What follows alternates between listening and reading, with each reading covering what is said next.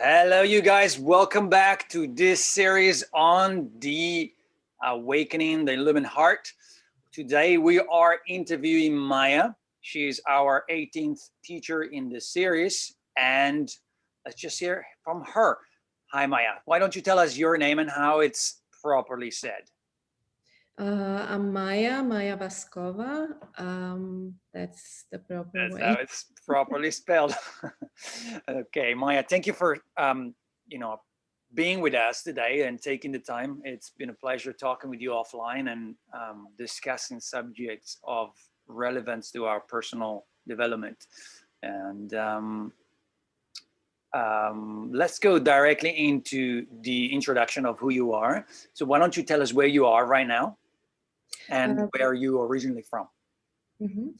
Right now, I live in Tennessee, in Knoxville, Tennessee, which is southern part of the U.S. And I am originally from Slovakia. It used to be Czechoslovakia, so from that eastern part, Okay, Slovakia.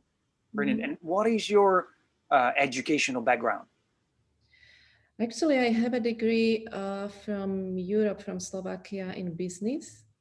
And then I got another degree here in the US in animal science. I love animals, and so I wanted to study animals, so I did. Brilliant. So is that like what's it called? Veterinary education? Almost not quite. Here in the US, at least the college where I went, you have pre-vet, and you have then another 4 years of veterinary degree, and I didn't go for that one. It Okay. just wasn't enough for me. I didn't want to be a veterinarian. I just wanted to work with animals, and that's what I did. Beautiful. And so that leads to the next question. What is and what was your main career path? I wouldn't even say I had a career path because I didn't want to. I remember right from the beginning, after my first degree I got, I just didn't want to work on my career. It didn't feel to me like, I didn't know why, but I was like, I just, whatever comes, I want to feel good. Mm. That was, as far as I remember, I always wanted to feel good. So if the career would be there for me to feel good about, I would do it, but it was not for me. That was not really like career to me, was not really bringing me joy. So I didn't go for it. So what happened after a vet school? I mean, the first university batch. Actually, I took a year or two off of working, studying, anything, and then I had my son. He's 12 Okay, now. got it. Hmm. All right. So it happened very shortly. And how did you meet Drunvalo, and how did you get to know his material and the flower of life and the awakening the illumined heart? Yeah, I have an interesting story, just like many of us, with that awakening or whatever we call it. I didn't know anything about energies or ascension. I didn't even know what that word meant years ago. And it started with, I was watching one video on the screen, computer screen. She called herself a master healer. She was not, but she called herself a master healer. And I could feel her energy. She was a healer, and I could feel her energy. It was my first experience with energy, and I was like, wow, it felt like coming home. Like, wow, this is something what I know, like remembering something. And I felt that if I feel it this way so strongly through the screen, I want to experience it in person. And I was like, wow, how is it gonna be? And so I did with her, and I could feel all those energies and everything. And I'm quite sure it had to do with the birth of my son. It just awakened in me that immense love.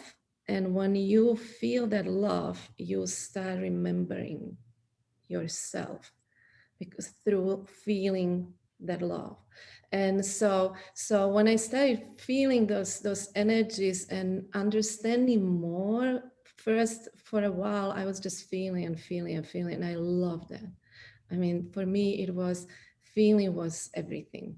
And I wanted to feel and feel and feel. And then I started finding words, and I went to a few workshops like that, very few ones with her.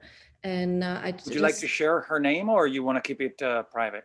it doesn't really matter. What I learned from her actually was also another thing, which was even more important to me, how I didn't want to be. Strong ego, and which is perfectly fine. But for me, it was like I don't want to experience that within myself. So I started seeing, looking at my ego, and I'm really I appreciate that experience, and I appreciate her because of that, especially because of that, because she showed me the mirror, or she showed me how, through how I didn't want to be, I learned more about myself, how I want to be, and which was very powerful, and it sped up so much for me.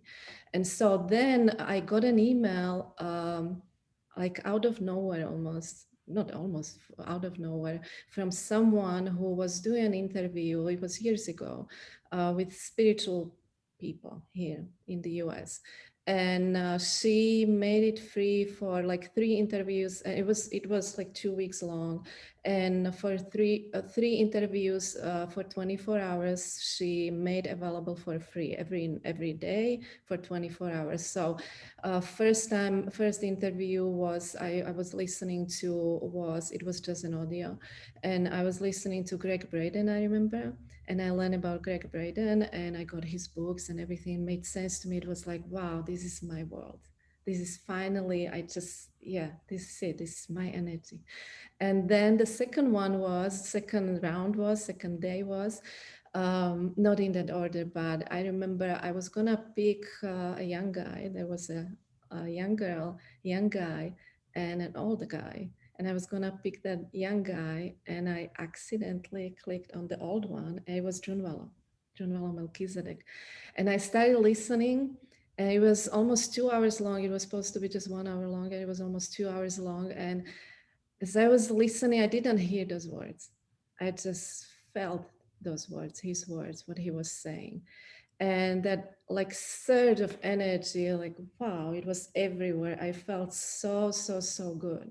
It felt like heaven to me, listening to that. I was, yeah, I was just glued into that feeling.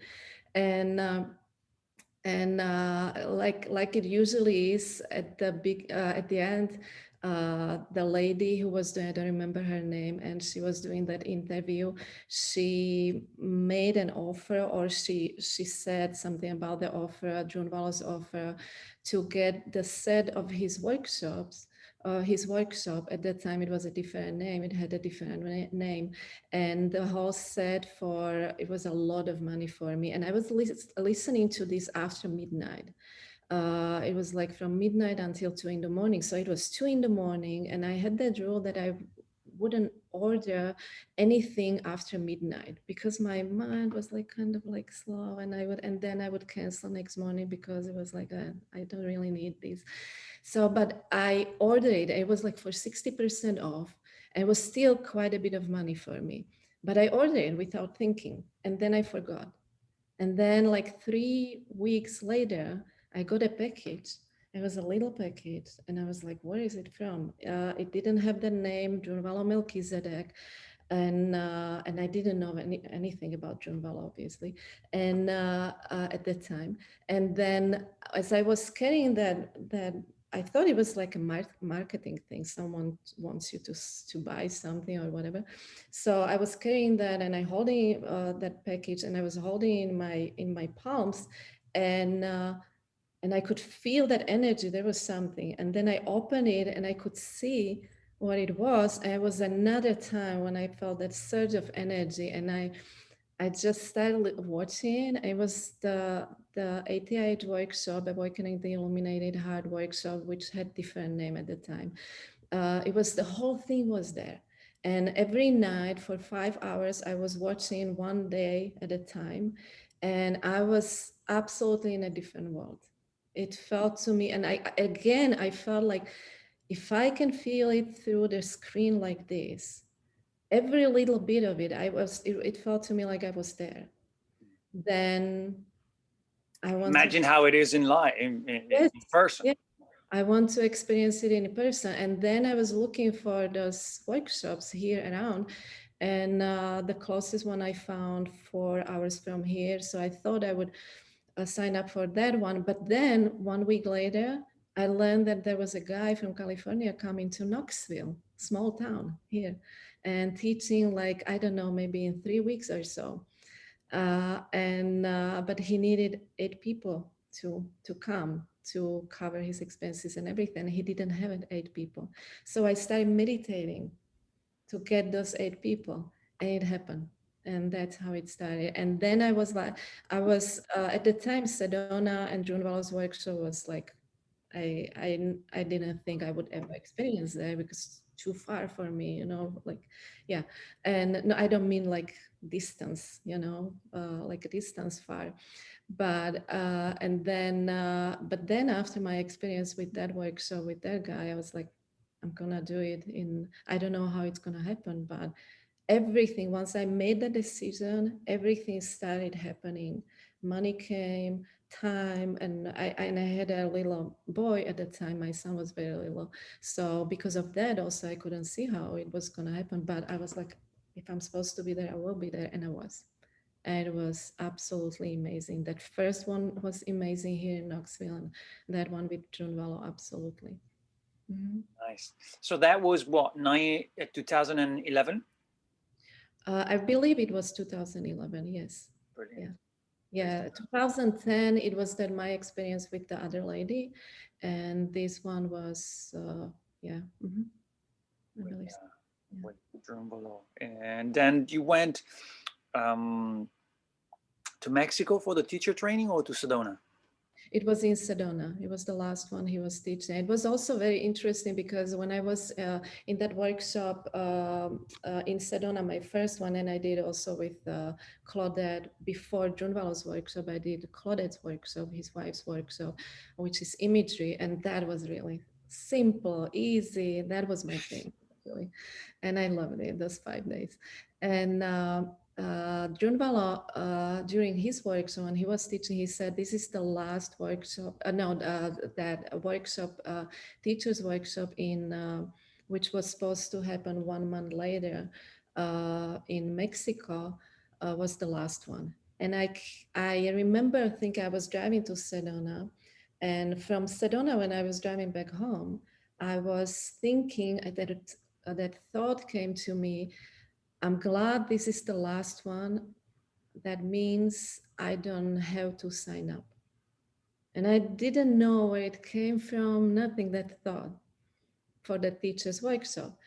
And then when I got back, I got I don't know how many days later, but probably within 2 weeks or so after I got back after that workshop, I got an email that they are opening another workshop, or another workshop is gonna happen, teachers workshop. And then later I learned that it was because a group of people didn't get in from China. Then they opened it it was supposed to be just for Chinese people, and it was supposed to happen in Sedona. So there were those openings, like 1/3 or quarter or whatever of that workshop was available for English speaking. Mm. So, and I still didn't want to sign up. And so I was like, and I was meditating a lot at the time, like even 2 or 3 hours a day. I loved it. And I had beautiful experiences. And I remember when I was meditating that one day, one night, Drunvalo's face showed up right in front of me, which I didn't understand then. Now, later I understood it was me, my higher self, whatever we call it, And I used his face, his image, and said, Maja, sign up for the teacher's work. So, and I'm like, no, Drunvalo, even if you say, I don't care. And I don't want to teach. I didn't want to have that responsibility, not at all. And so then next day, I'm meditating. Same thing happened. Maja signed up. I'm like, no, I have free will, right? And then the third time it happened, And again, Drunvalo said, Maja signed up. And something told me, and I didn't know about the threes, you know, how it works with the threes and 3 times, 3 angles, whatever. And so I signed up and I was thinking, oh, I am still safe because they are not gonna, they have to, they are not gonna approve me. You know, even if I sign, they are not gonna sign up. They are not gonna approve me. And so I did. I was like, okay, whatever. You know, like I'm not gonna get in, but I'm gonna do it, whatever. And then 2 hours later, I got the response. Oh, that was quick. Yeah. So that was all the signs, you know, I started getting. And so then I was like, okay, I'm good to go. If it's supposed to happen and I got all the signs, then sure. And it happened. Wow, It's just, fascinating. yeah. Nice. And then all the money came, I suppose, and then you went to Yes. what did you do with your boy? Did someone take care of him? Did they come with you to Mexico? It was not in Mexico, it was in Sedona. Okay, And so the last one in Sedona, actually, they opened another one.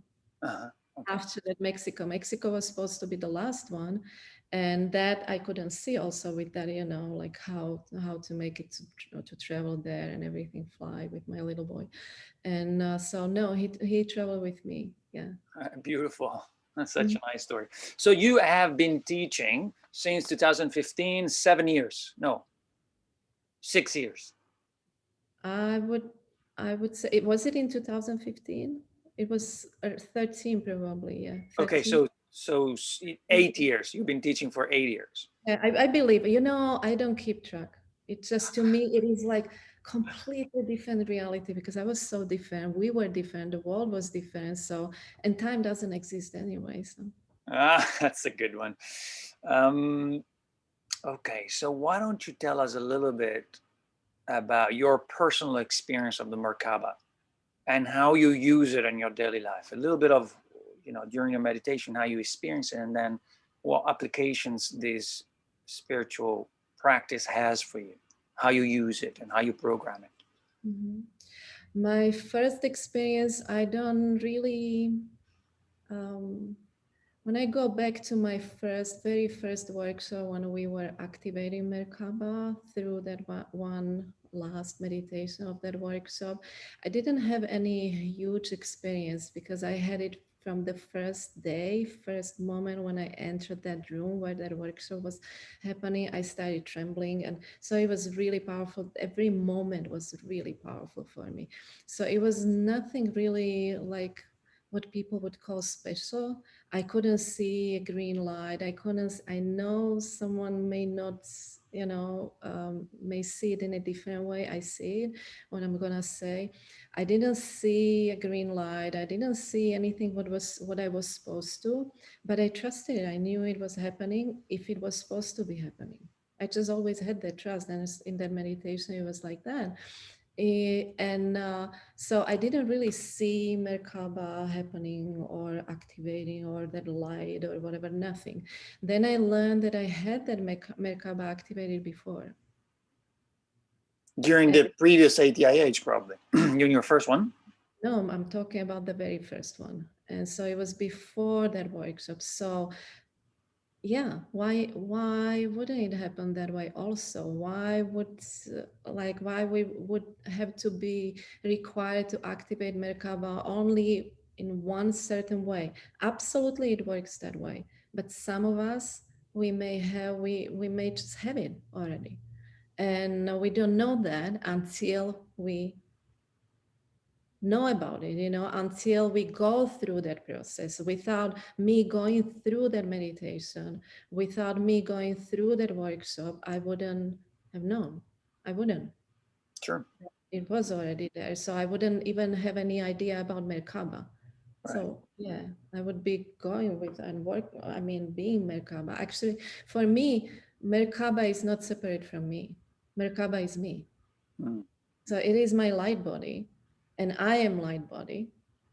So I don't see it as something else. And at first, when I learned about from the workshop, or when I learned about programming Merkaba, different ways of programming, the male-female way combination and the neutral way, I did it that female way with, and I combined like let God or someone take care of my Merkaba, and kind of, and also I would put some program that mail way, I would do it like, okay, but also these policemen, so they don't see me when I'm driving too fast or whatever.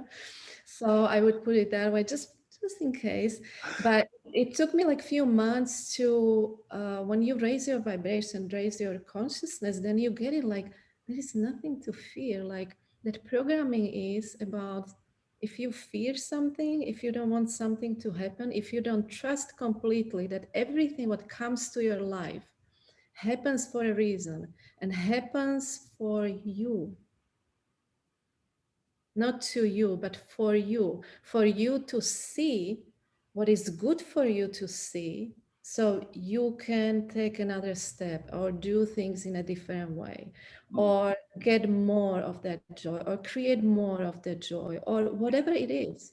So you're talking about the basic principle of alchemy right now, where anything that happens is a catalyst for growth, whether it's good or bad. You just take it as a catalyst for growth and turn it into an opportunity for improving yourself.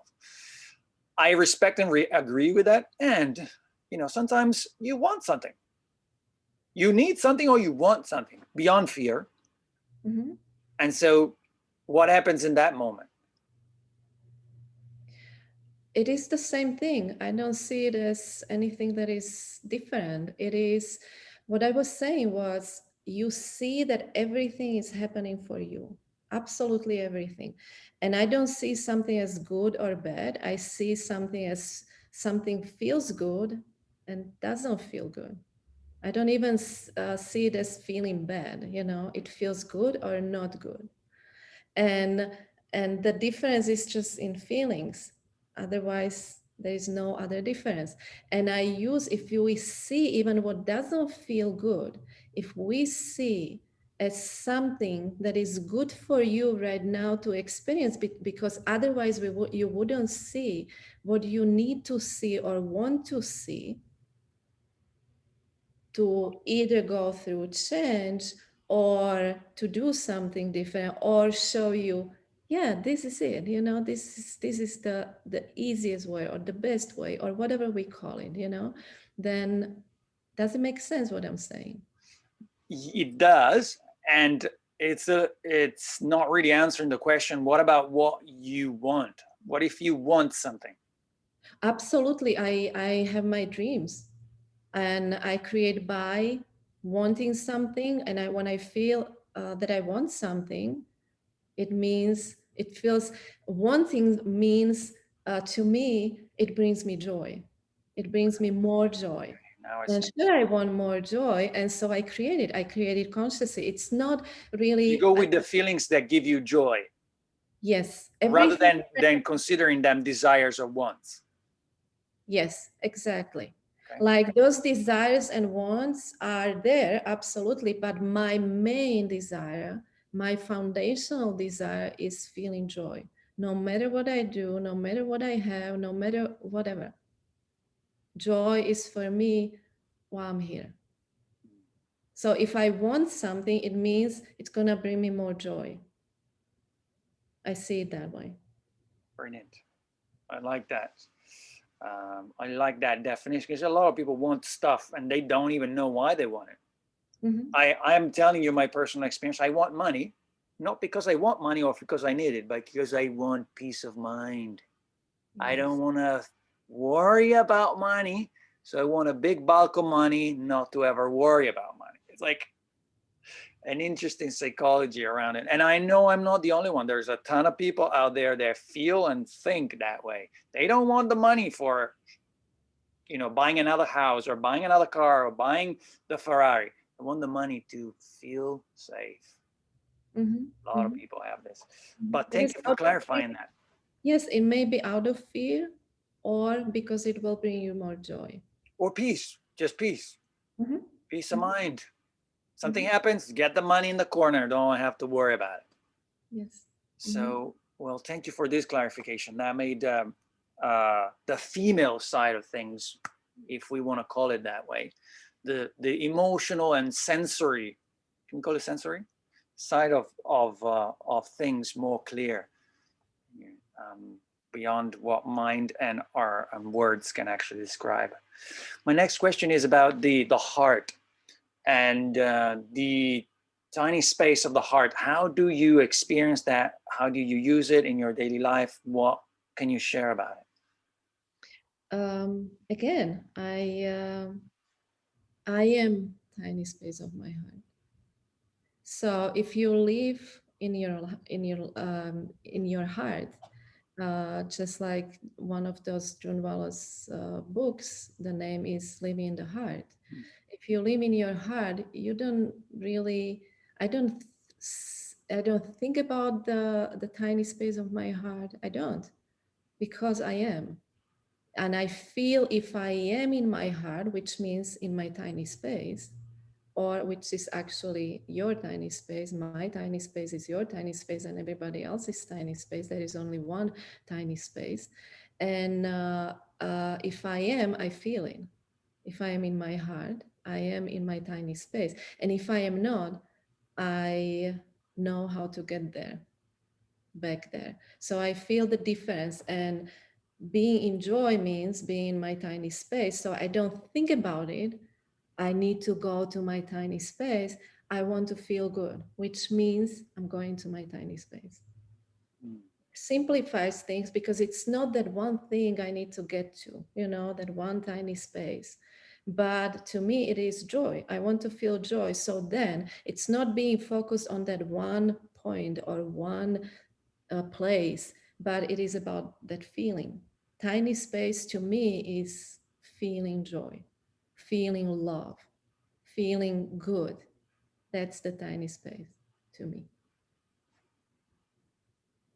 It's fascinating. So you drive your life according to the polarity of your emotions. Everything that makes you feel good is the right way to go. Absolutely, absolutely. And I remember from my very first workshop in Sedona with Drunvalo, that ATIH workshop, my very first one. Actually, it was Claudette's workshop, that imagery workshop. And we did that one meditation there, and we were supposed to go to our father's side and mother's side, that lineage, and see the what is there for us, like what kind of message is there for us, and then combine them and get a new message. And I remember it was probably the most I remember from that workshop with Claudette, from all those meditations. I got that message: your power is in your emotions. And it is absolutely true for all of us. If we master our emotions, it doesn't mean suppress, but if we master our emotions, if we master how to get from that lower vibration of anger or whatever we call it, Frustration, hatred, fear, to joy, or at least neutral, and then higher to feeling better and better, joy, love, gratitude, love, gratitude, respect. absolutely, and peace. The highest is peace to me.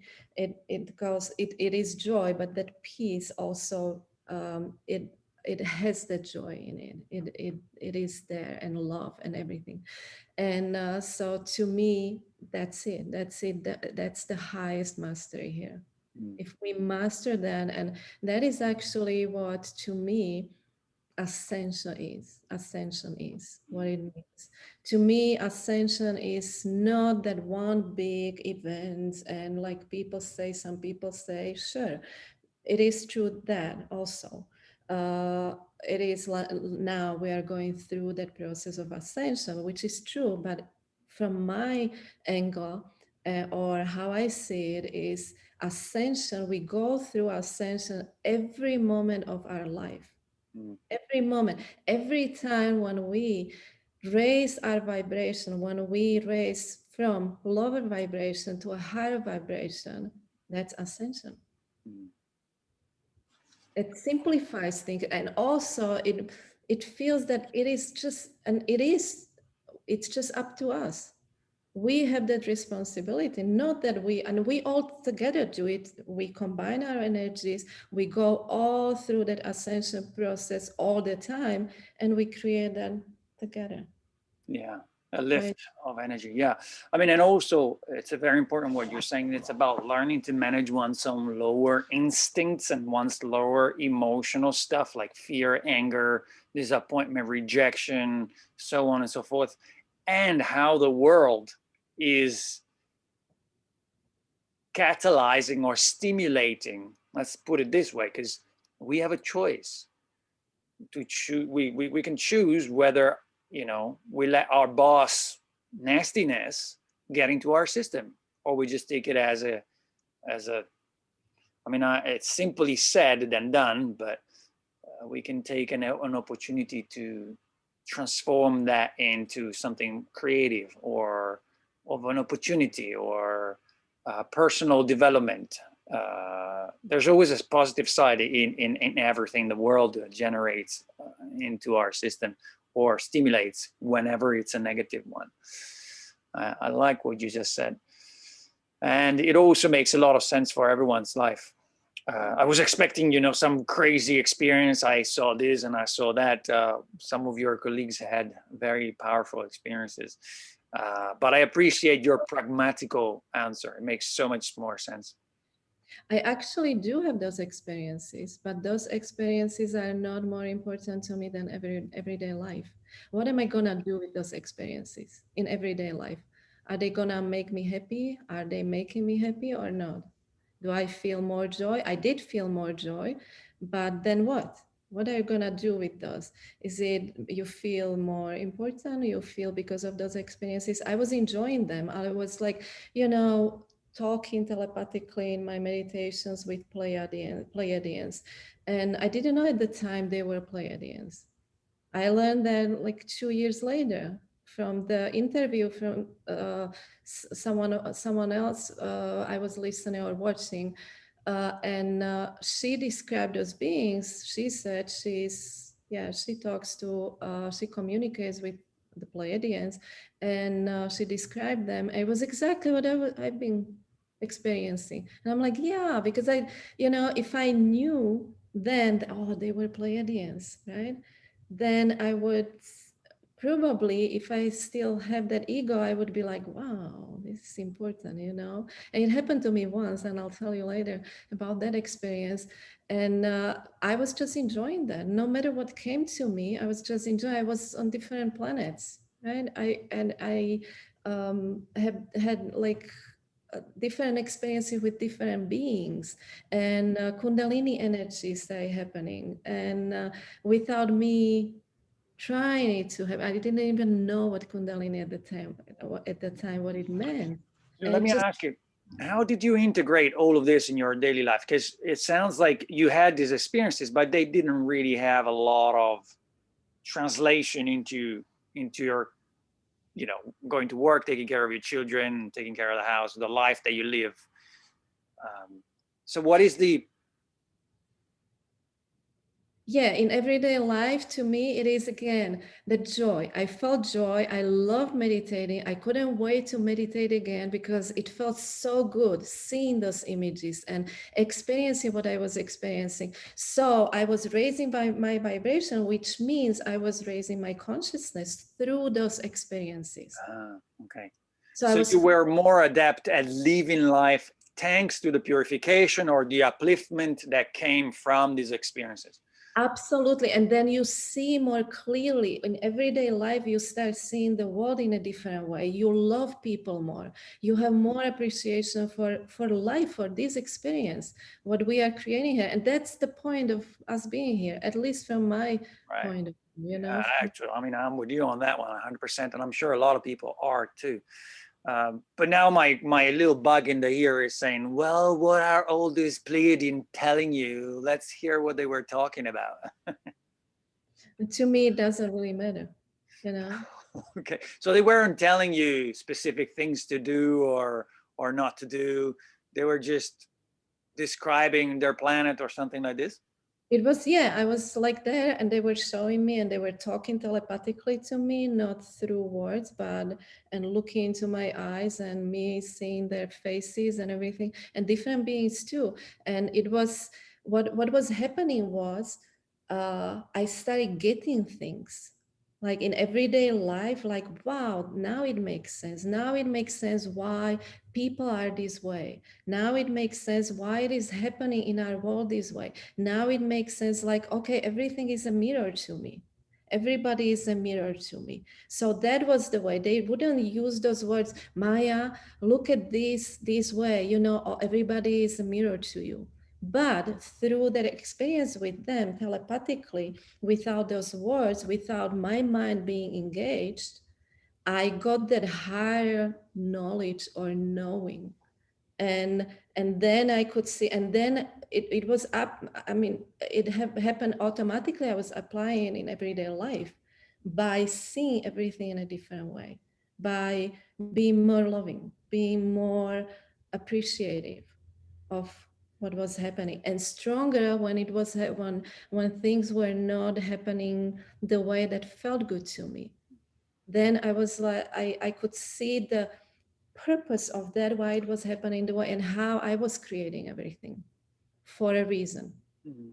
every With situation. your So everyday choices and whatever was yes, coming at you. yes, and I started making different choices, absolutely, and more conscious choices. I was conscious. I started being conscious of everything what I was choosing, everything, every single decision, feeling good or not feeling good, we are choosing that. So it started happening that way. And also I learned later, I learned my name is Maya with J, but it is actually the same as Maya. So it is spelled Maja. And I learned the meaning of that name. Is one of the meaning is illusion. And then Patrick. Yeah. another thing I learned about from numerology, the strongest number for me is 7. And the meaning of 7, one of the meaning is learning life, which absolutely makes sense. Can I ask you a personal question? Was there ever a very emotionally heartbreaking experience in your life? Absolutely. Hmm. Absolutely. And those were the most, I created them because without them, I wouldn't see what, or I didn't want to see. I didn't want to make a change. I see it that way for me. I Would didn't you, want is to it make, okay to share with everybody what that experience was? um, the most recent experience I had just like 3, 4 years ago. It had to do with my son, and I don't share this much, almost at all. And I never share it like this. It was when um, I had an agreement with my son's father that we would never force our son to be with either of us. Um, no, I'm not supposed to talk about it. Okay, no So worries. Yeah, yeah, yeah, not a problem. some things like there is a wall in front of me, and it says no, don't go beyond that. I respect your choice, but I want to explain why I asked this question, because it is very clear that you're extremely you grow up, your personal growth is being exponential through your feelings, and you give me the sense of being extremely clean emotionally. You don't seem a very disturbed person. There's a lot of people out there that have not resolved their emotional issues, and they have a lot of hanging threads, and they still pop out hatred or anger or frustration or fear. A lot of people, everyone has their own inner monsters, which if so we want to call them. I like to call them threads. It's like a flying thread that once in a while it just hits you in the face, and you're remembering the pain that you experienced back in the day, and it's gonna keep on coming back until you resolve it, until you find what happened, why it happened, where was your responsibility, and how to solve it, move on from it. And the reason why I asked you this is also because in psychology, individuals with in psychology, parapsychology, and also, telepathy studies. And I will quote one of my favorite scientists out there once again. I mentioned him every single interview, and I highly recommend everybody look him up. His work is amazing. Rupert Sheldrake, amazing scientist. If you want one amazing reference of a book of his, it's The Sense of Being Stared At. Close brackets, and back to our subject. One of the reasons why, and this is also Drunvalo's teachings, if you have had a lot of heartbreaking or emotionally painful experiences in your life, and you haven't dealt with them, or they're still hanging in your subconscious or in your emotional body, within your system somehow, then it's hard to get into your heart. And it's hard to also become more sensitive to other people, empathic, if you want. And hence, you keep on creating distance between you and the world, because you see that as a source of pain. And then you're not, and now you're creating this constant cycle of pain and anger and regret. Because instead of resolving your problem, your friction with yourself, you think that that friction comes from outside, from the world that you live in. And what you do to defend yourself is just pushing, instead of doing this and looking like the mirror you were saying. You look at the pain and you see what happened and how you draw it to yourself. And it's actually quite fascinating how you explain this very clearly. What do you think is necessary? Because, these painful experiences are in everyone's life. Everyone had a breakup. Everyone lost a precious person in their life, or their job, or whatever. Something happened in your life. Everyone has these moments. So what do you think is necessary to do? What would you recommend to people to do when literally when shit hits the fans, or when, like, it's so painful that you cannot even look at yourself in the mirror, or you don't want to be around anyone? What is the best thing that people can do at that time?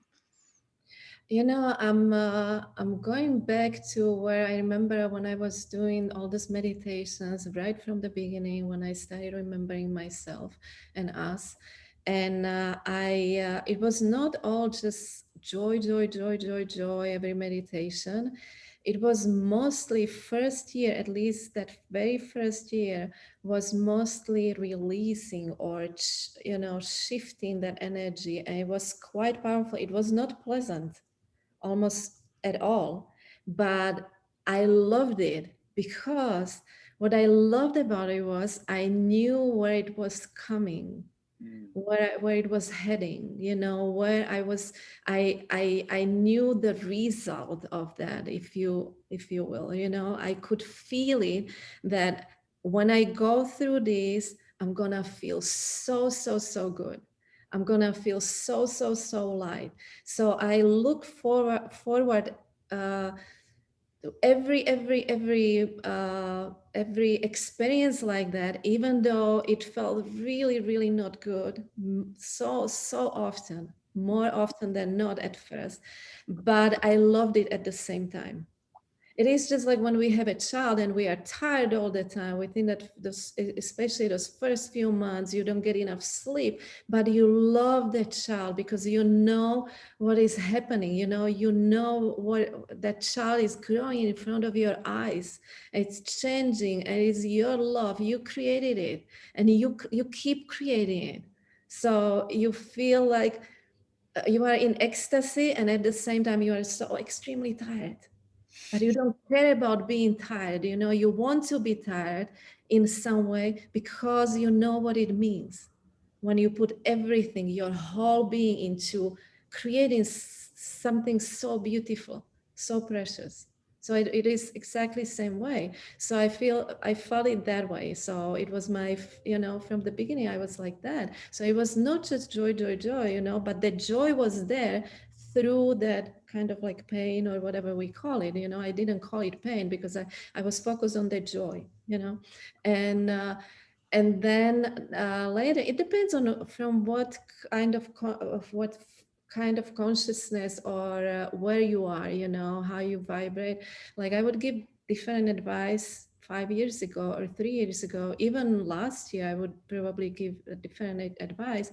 Now, for me, it is just see, you know, one trick, very nice, very beautiful, very simple trick is to close your eyes, see that situation or that person or whatever you don't feel so good about, or you feel not good at all about, and see it and ask. When you are seeing, you are in that, you know, in the middle of that situation, and then ask for help. Doesn't have to be help from God, from higher, so just ask for help and stay with with closed eyes, and you will see what happens. Just like close your eyes, see that situation, feel it, you are there, see that person. It could be a company, it doesn't have to be, or an animal, it doesn't have to be a person. It can be a situation, whatever it is. And then ask for help. And then things start changing, because when we ask for help, or you can make yourself, instead of asking for help, which is, to me, it is the fastest way, it changes your vibration instantly. Or you can make yourself huge, big in that situation. You grow your body grows, like your head goes about the clouds. Then your arms, you know, they grow, they elongate, they are so behind the horizon they get. Your feet are in the middle of in the center of our planet, of Earth, and you will see that situation from above, from a distance, from a different perspective, and you see everything is all right. And by shifting your vibration, everything, that energy is gonna change, and it's gonna, you are like, instead of going this way, you do this. Does it make sense what I'm saying? It absolutely does. Of course, everyone will, it does to me.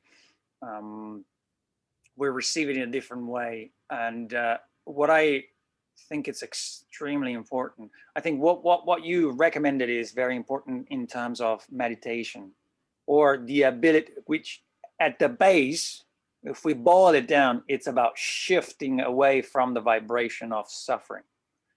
There has to be a moment when you're like, you went through it, it's the first hit, because it's going to come back. The pain and the memory of it is going to come back. It's just the nature of the beast.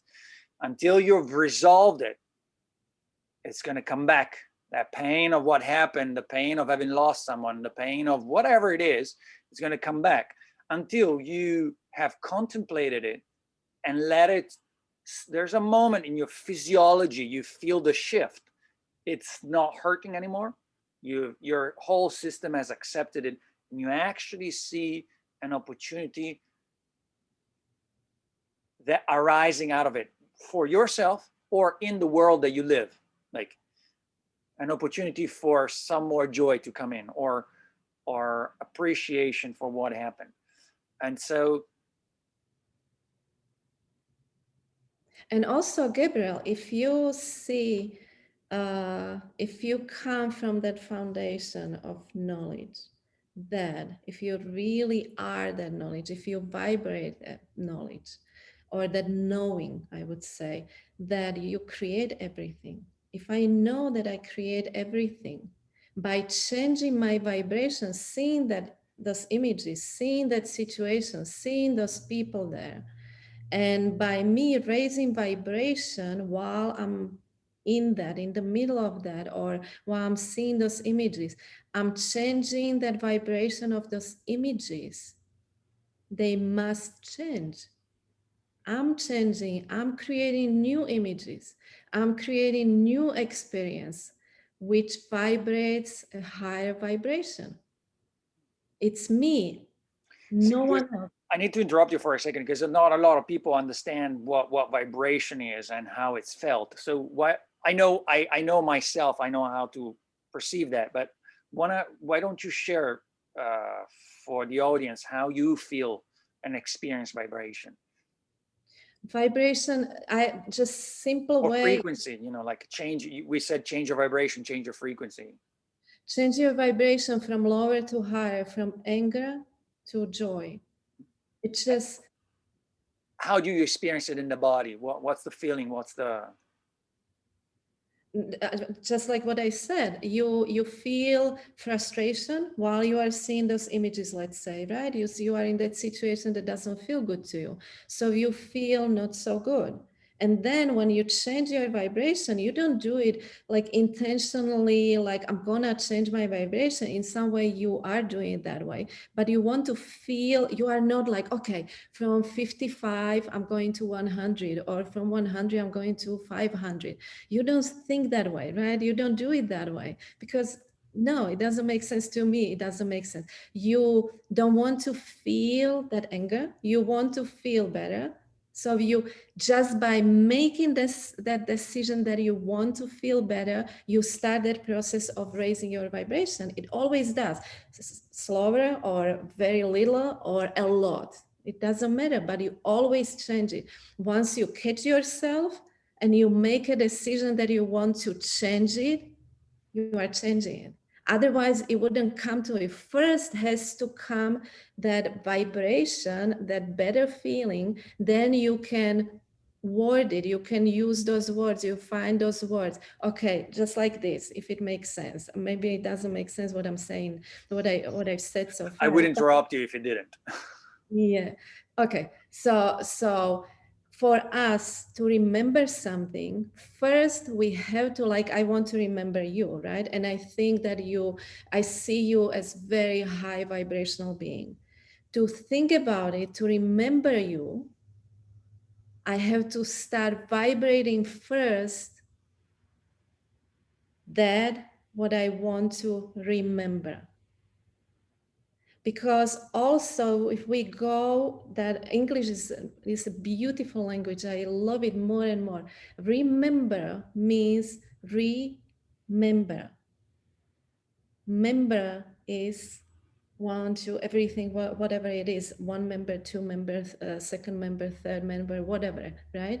And so we are remembering ourselves, or someone else. We perceive it as someone else, but it is ourselves. We are putting together ourselves. That's what remembering is.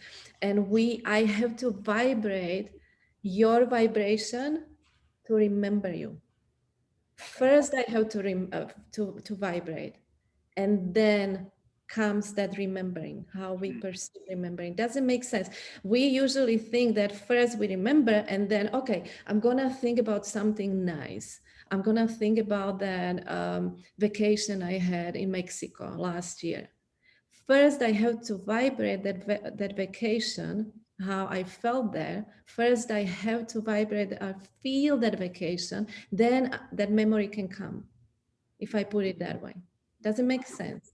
It It's not does. that way. Now I want to take it into everyday practice. Yeah, let's say that you just broke up with your boyfriend and you were in a relationship for 10 years. You are 35 and you thought you were going to get married. All of your dreams shattered. You feel a lot of anger, a lot of frustration, and that's where you're at. So a logical mind like mine would go, I mean, mind you, I cannot put myself in the shoes of a woman, but I would say, okay, let's digest this. Let's take some time, and maybe someone, I'll possibly look for someone better, or I'm open to something better. Let's just say that I am in there real deep right now, and it hurts like hell because, I really lost someone important to me. I'm not really ready or willing to get out of that frustration because I am still thinking maybe there is something that can be done. Like the mind kicks in with what it wants or what you want. You're speaking purely emotionally, and I respect that because I can't do that. I don't know how you do it, but like when difficult things come in, it's not enough for me to want to feel better. I want to also see the action point that I need to take.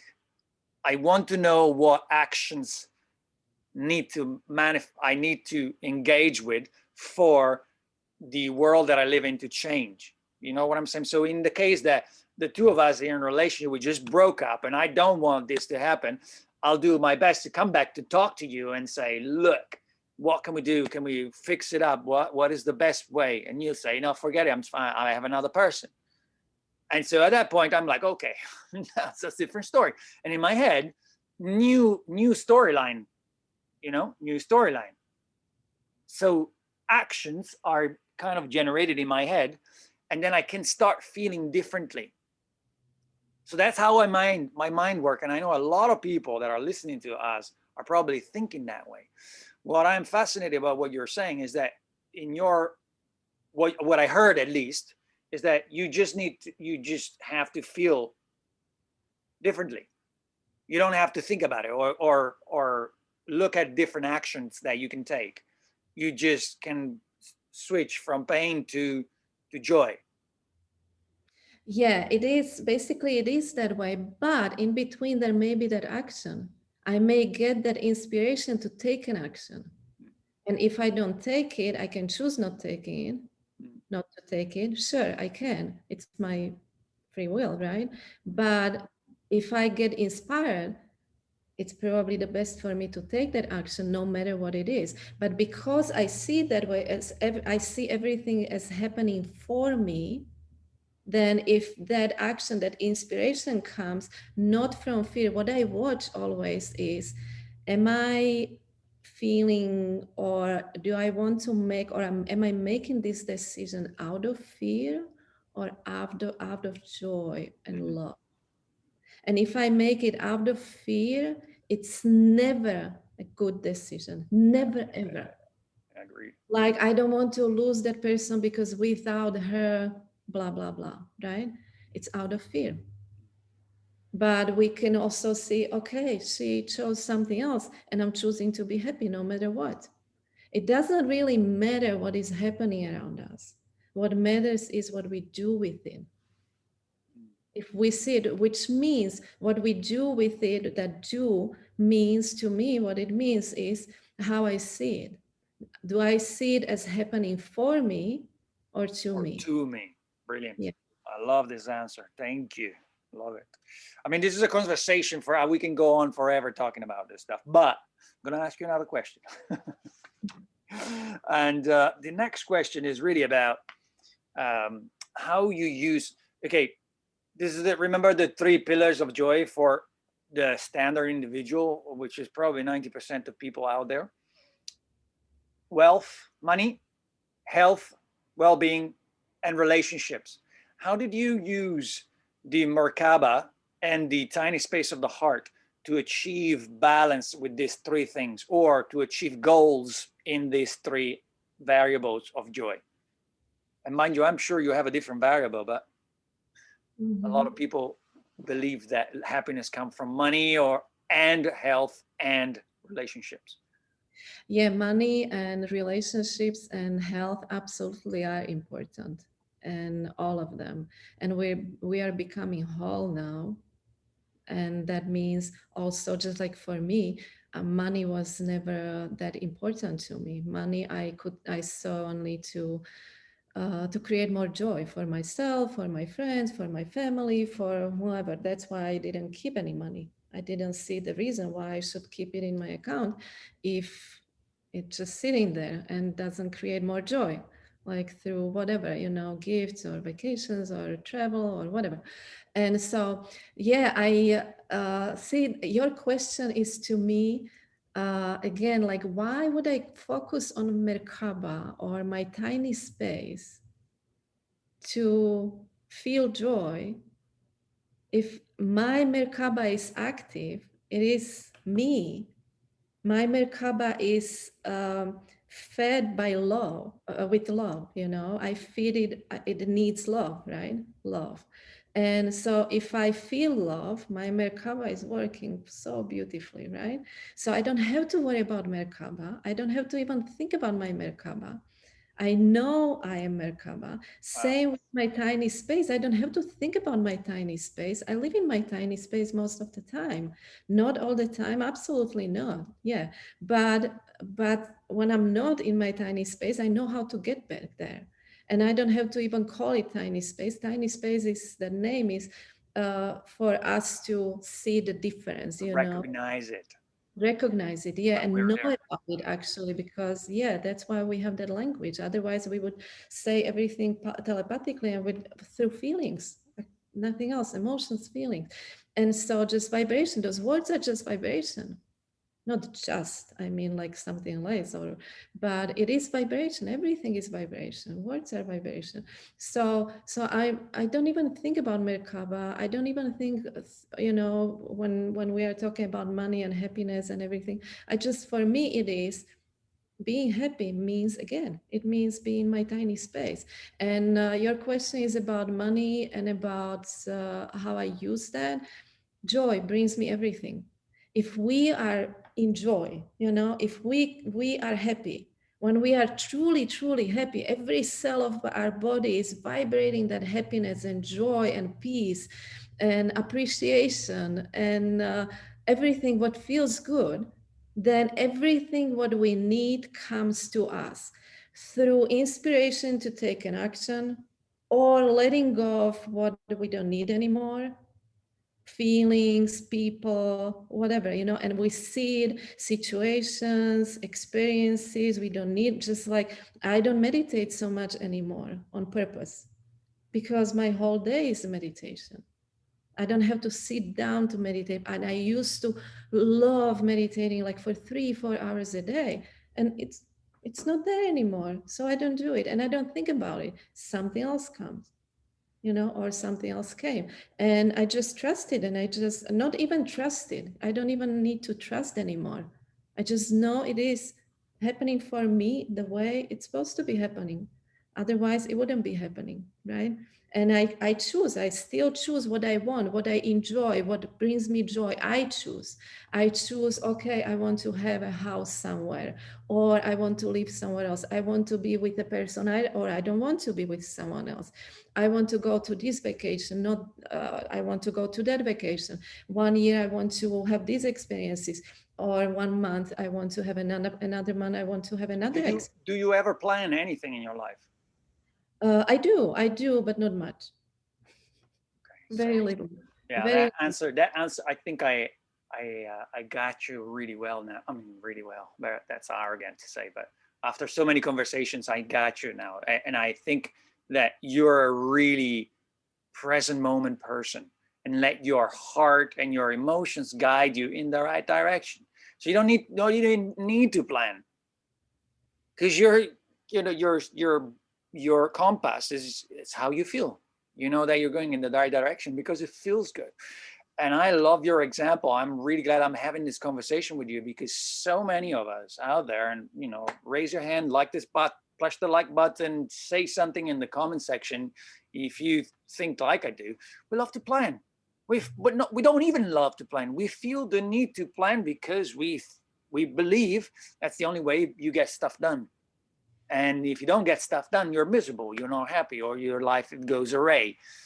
But I actually think there's a balance in between, where there are things that makes you feel good that need to be planned.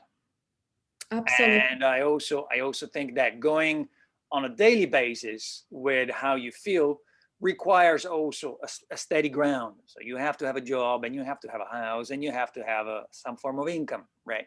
So all of these things require some form of step-by-step preparation.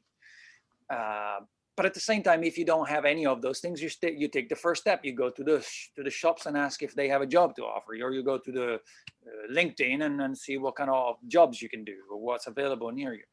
So I guess you make those choices uh, based on how you feel good about. Am I correct?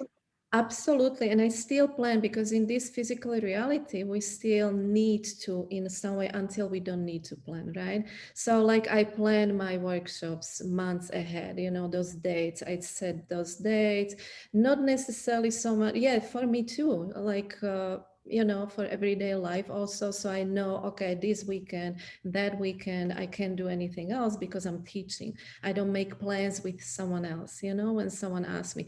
But because we are here at this level of consciousness, that's why it is. And it would be kind of like foolish from me Not to to plan. Yeah. not to plan, not to be part of this experience, because I'm here because I want to be here. I want to have this experience.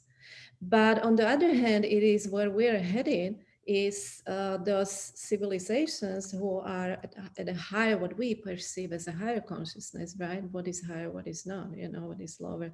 It doesn't matter to me. It is the same thing, it's just different. But I'm going to call it higher consciousness. Their everyday life and everything what they do is based on synchronicities, those positive synchronicities. So everything happens when it's supposed to happen and how it's supposed to happen and with whomever it's supposed to happen. And we are more and more like that. We are becoming like that. The more joy we feel, the more, because that joy tells you, okay, this is your next step. And then next step will bring you even more joy without even realizing.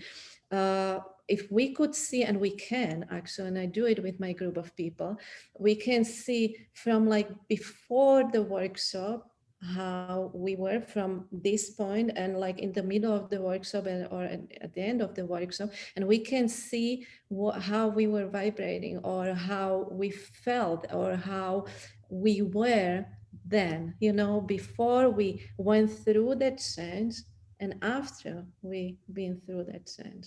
And you can see a huge difference in feeling joy, knowing and perceiving everything, this whole illusion reality, physical reality, in a completely different way. I Doesn't want make sense? to I want to piggyback on the element of feeling dictating the present moment feeling of happiness or what feels good, dictating your everyday actions in the present moment, right? And because I think there is another little challenge that people face, and that is pleasure. And the difference between pleasure and happiness or joy, which is fundamental to distinguish, because, there are a lot of people out there that just are happy when they're drinking one beer after the other. Or some people, and thank God there are not that many, feel a lot of happiness in killing others. Unfortunately, there are those too. I wouldn't see it as happiness. If you kill someone and if you call it a happiness, that is not really happiness. What is It's it? not, whatever it is, but hurting someone cannot, because it's like fundamentally, or however you like basis of that vibration. Hurting someone has very low vibration. Joy is, happiness is high vibration. So we can see that, and I don't think I'm the best person to talk about pathological, whatever those Situations. Yeah. people, if they have Let's talk few. about addiction then. Let's talk about people that feel a lot of joy drinking. Mhm. What would you say in that case? What's forgive me, I'm a little challenging right now. I'm asking you questions that challenges what you just said, but I think there's a lot of value because we already discussed this, and I know you have a specific perception on the case. What do you think is the case there? Shall we distinguish between pleasure and joy and happiness, or what happens with these individuals that love to do stuff that is probably detrimental on the long run? They are missing something, and they are creating that, they want to create that feeling of joy, which is not really joy. Because if you are putting poison into your, which is poison, it doesn't matter how we want to see it or how we don't want to see it, it is poison, like alcohol, right?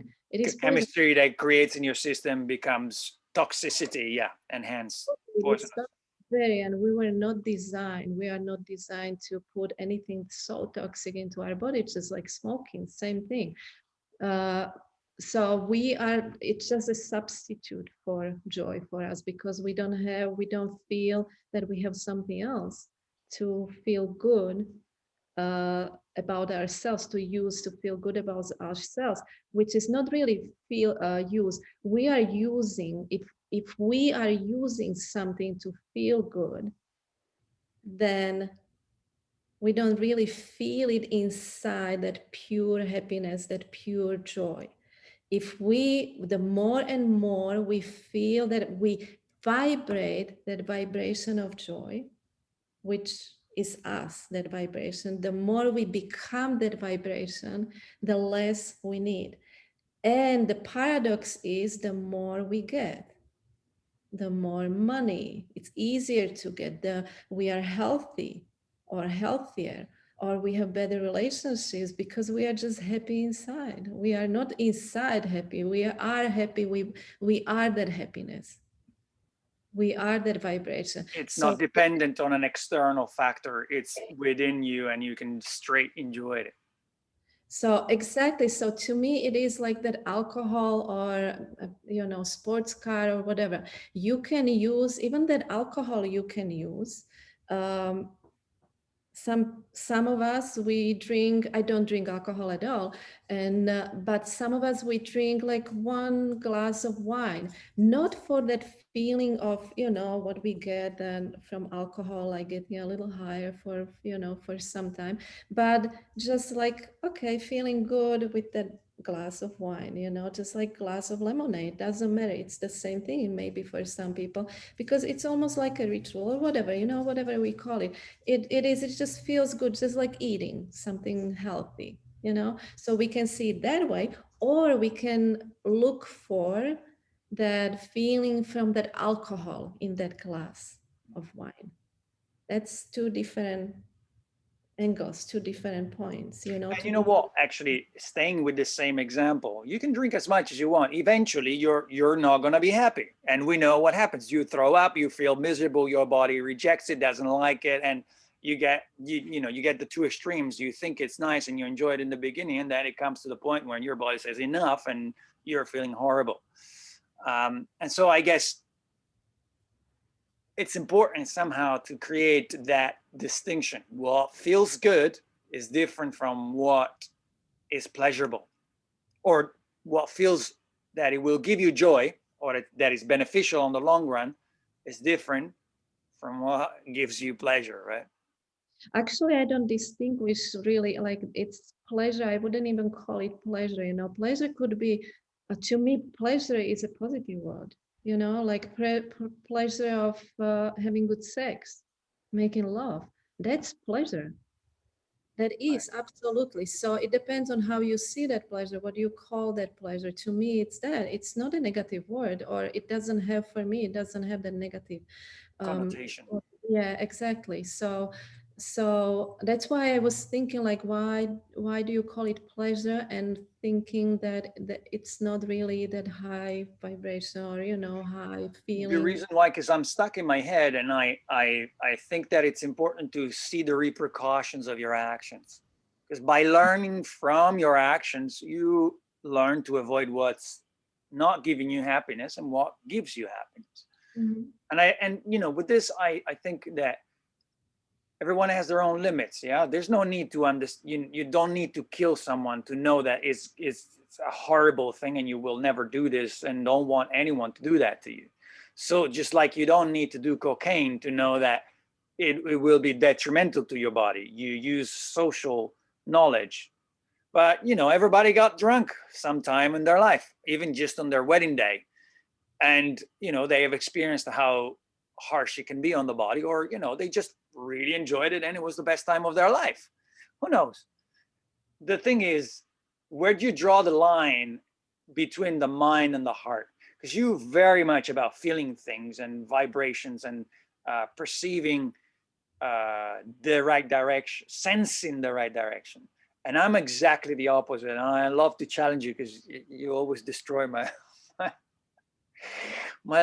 not destroy, but like improve my logical perception of things. And I actually see after some time talking to you that there is a commission. There's a moment of coherence between heart and mind. Sensing and logically analyzing things has a point of, you know, they heart and mind have to go hand in hand.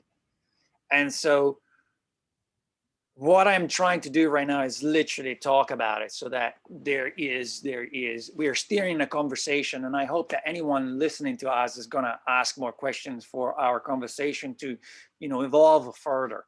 And who knows, maybe we'll stop it here and see what, you know, the rest of the community wants to ask, and then we'll have another interview and talk about whatever those questions may address, unless you want to say something else.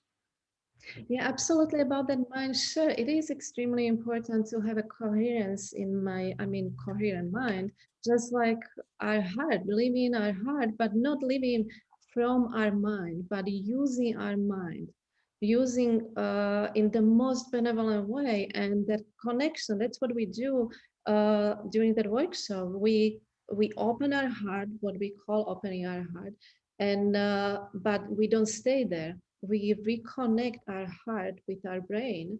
We reconnect those different glands in our brain because they are extremely important. Nothing, absolutely nothing in our body we created is not important.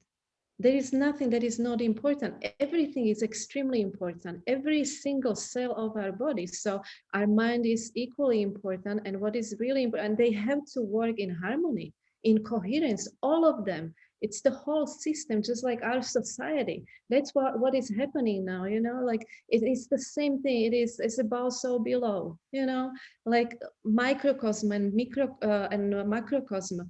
And so it is the same with our mind and with our, if we use our mind for what it is designed for,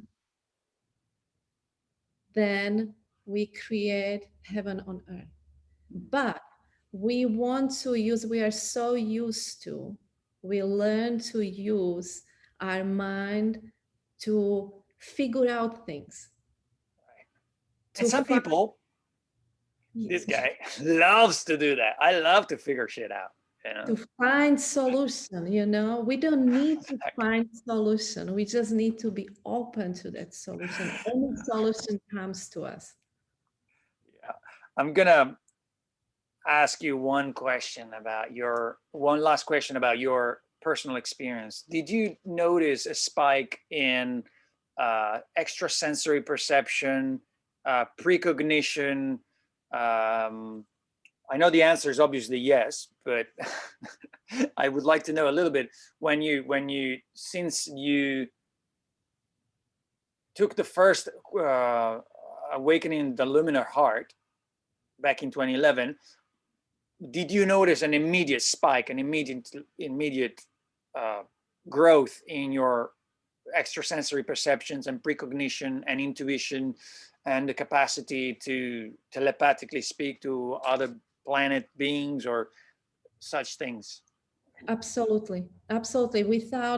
For me, it was without realizing, because I just let things happen most of the time, you know, and so it was just happening. And then a few months later, I realized when someone asked me, I was at Drunvalo's workshop. Sorry about that. Wow. It is off.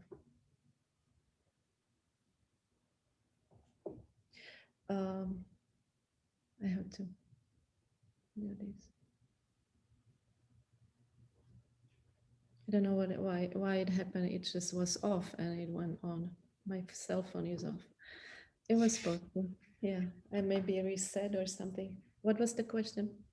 The question was about extrasensory perceptions, and you were saying what the Drunvalo workshop.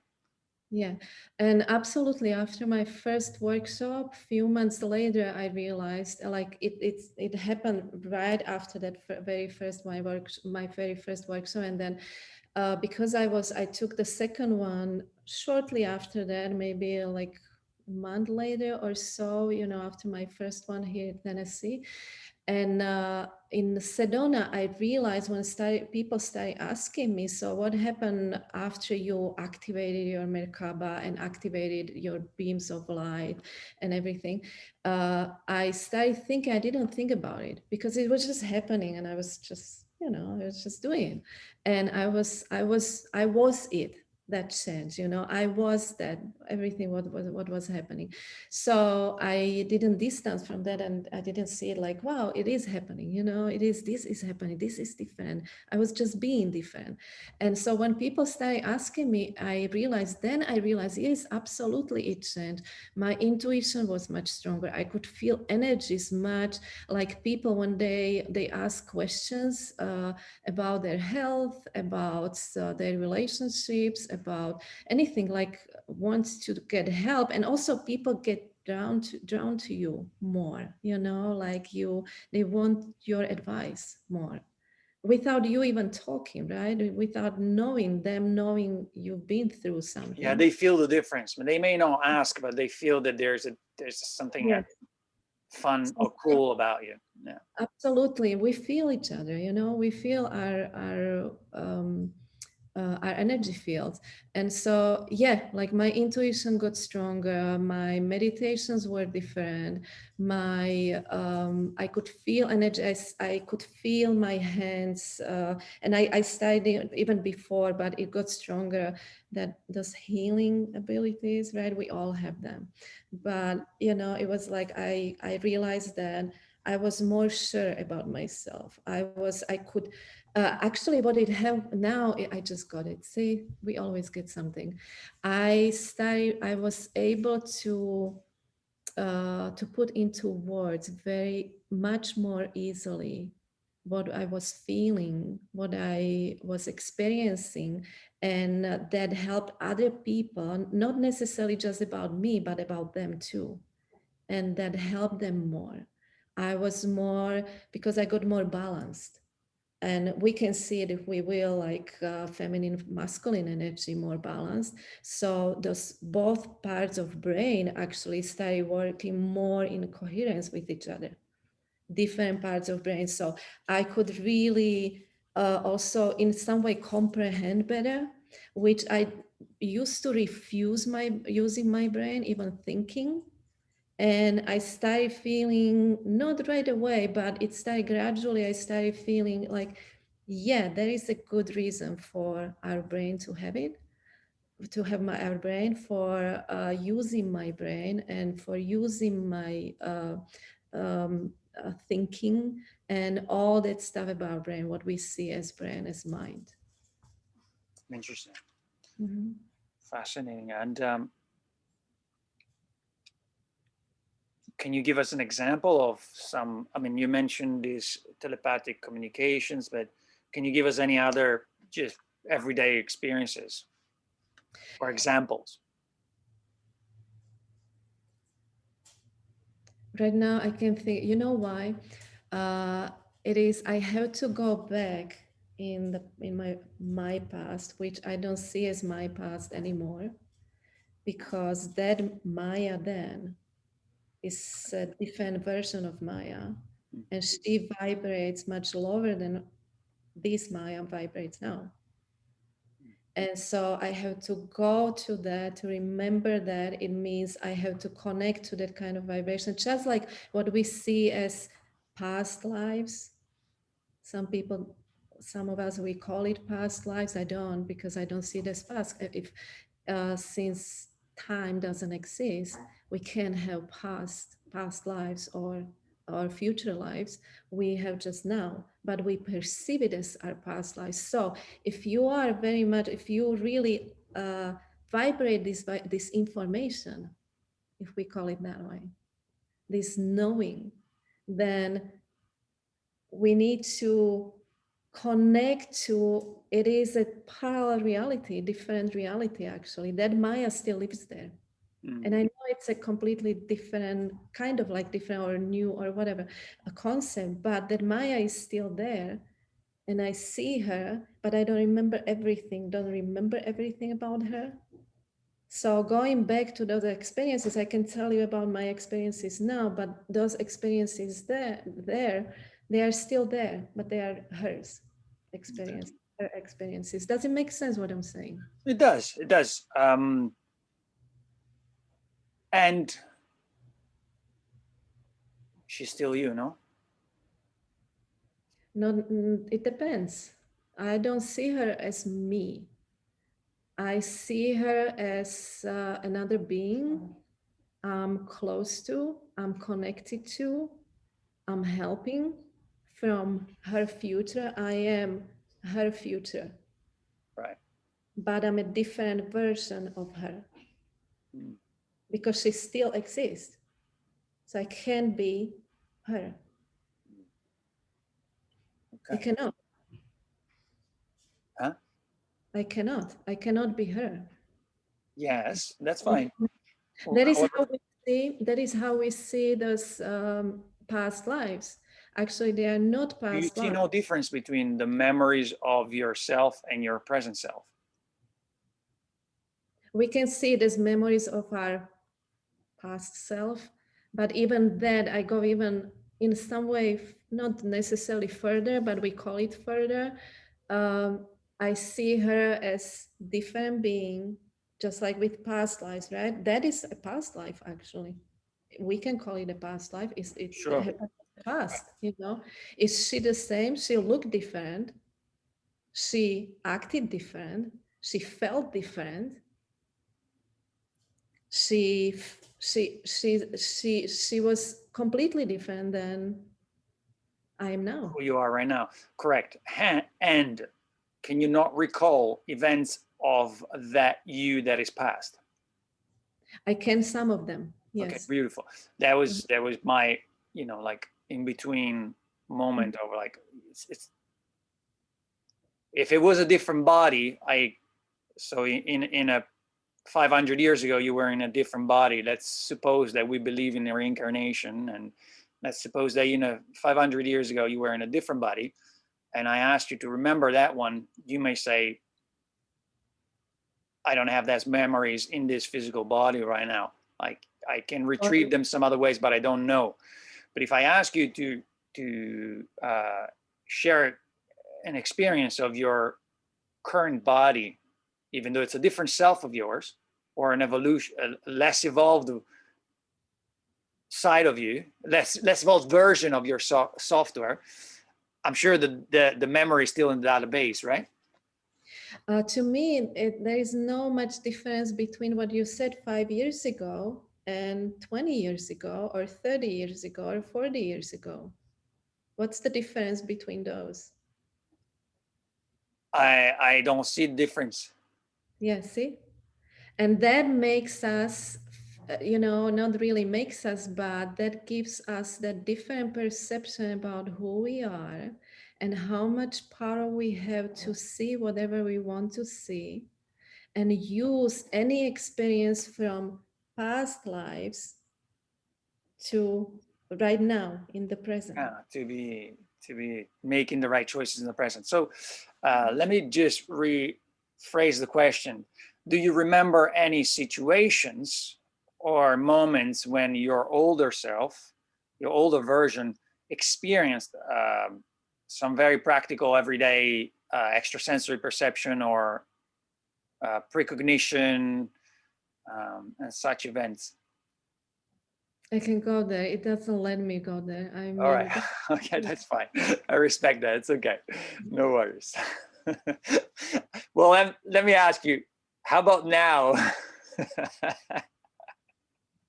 Are there any specific events of precognition or extrasensory perception that the current Maya would like to share?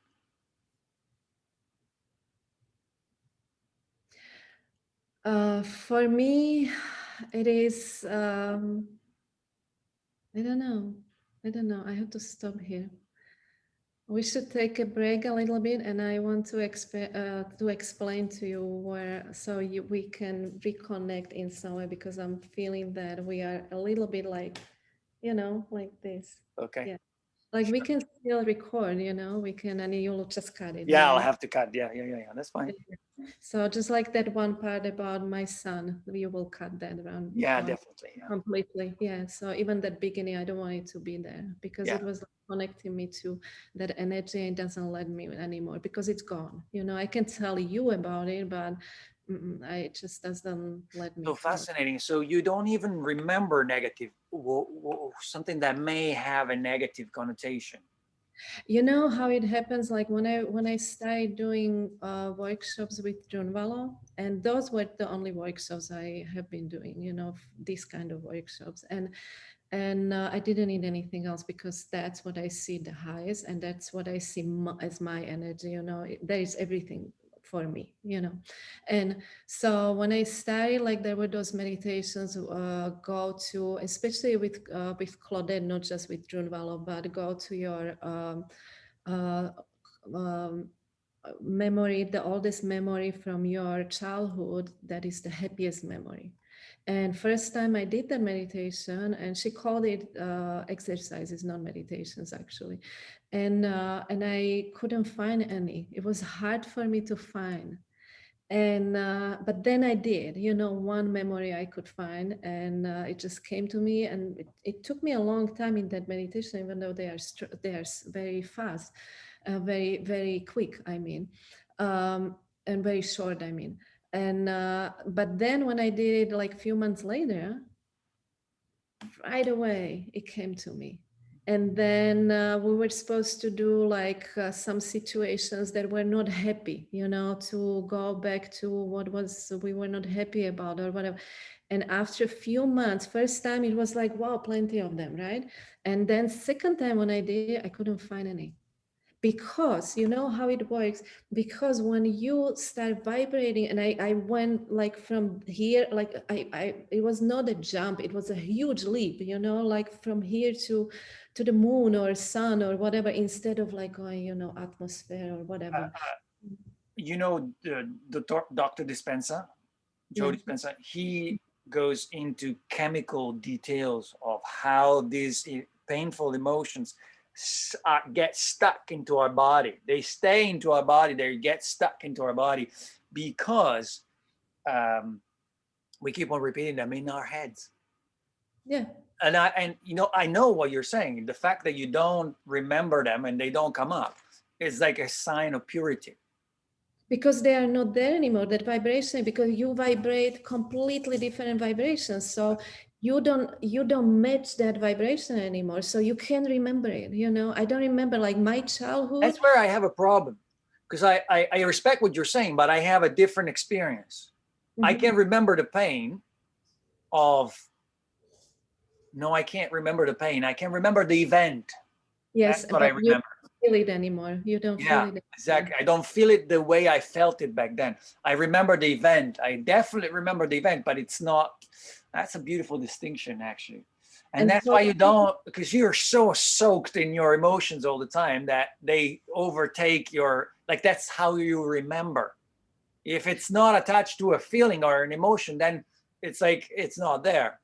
yes, that's it. And another one, if there is if there is not something for me in that past that helps me in now or the future, whatever we call it, then what's the point of remembering something like that? Wow, interesting. That's true. Like I mean, that's there's a learning curve from everything. yes, absolutely. And I had that, what you are saying, you know, I had that period of time when I was remembering but not feeling at all. And now I don't remember. Like my childhood is completely different now. What I remember is just happy, happy, happy. What I remembered then was just not happy, not happy, not happy, not happy, actually. And now it is like really, and also, you know, just like I love Harry Potter, those books. I love them. There is so much in them. I listen to, my son listens to them for years. He's been, me too, with him all the time. I mean, and there is always something new. When Those are like your toys back there on the table. yeah, That's definitely. it. He puts them together, but I love having them here. He's good at putting them not. And so, like, what they do with those memories, what Dumbledore does, they like he puts it into that whatever they call it, that ball, something. And so he takes those memories from today, from yesterday, and puts them there. They are still there if he needs them, maybe in the future or sometimes, or for someone else to watch them and learn from them, and he used them, his memories or someone else's memories, to show young Harry, to understand Voldemort. But he didn't want to keep them because he needed different memories that were helping him now. Those memories were not helping him in the present, but in the future, he may still need them, right? So they will come to me if I need them, but now I don't vibrate them. I don't need them, those memories. Does it make sense? That it does. You're such a fascinating individual. I mean, you're literally my opposite. I swear to God, you're like, it's so fascinating talking to you because I feel like I'm learning so much every time we talk. Um,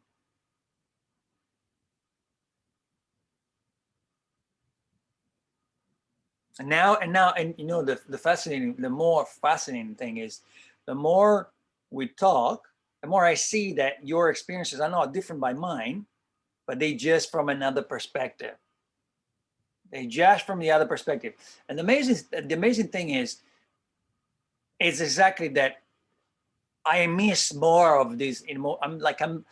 I'm integrating more of my emotions and my sensory sensing, my sensing, into my decision making and my processes daily. But my mind is still, like, it's very sharp and it's very good at articulating things. And I've honed it for years, yeah. And it feels like I need to integrate with who you are and what you've done so far. And you're very unique among the teachers as well, because not everyone has this perception of things like you do.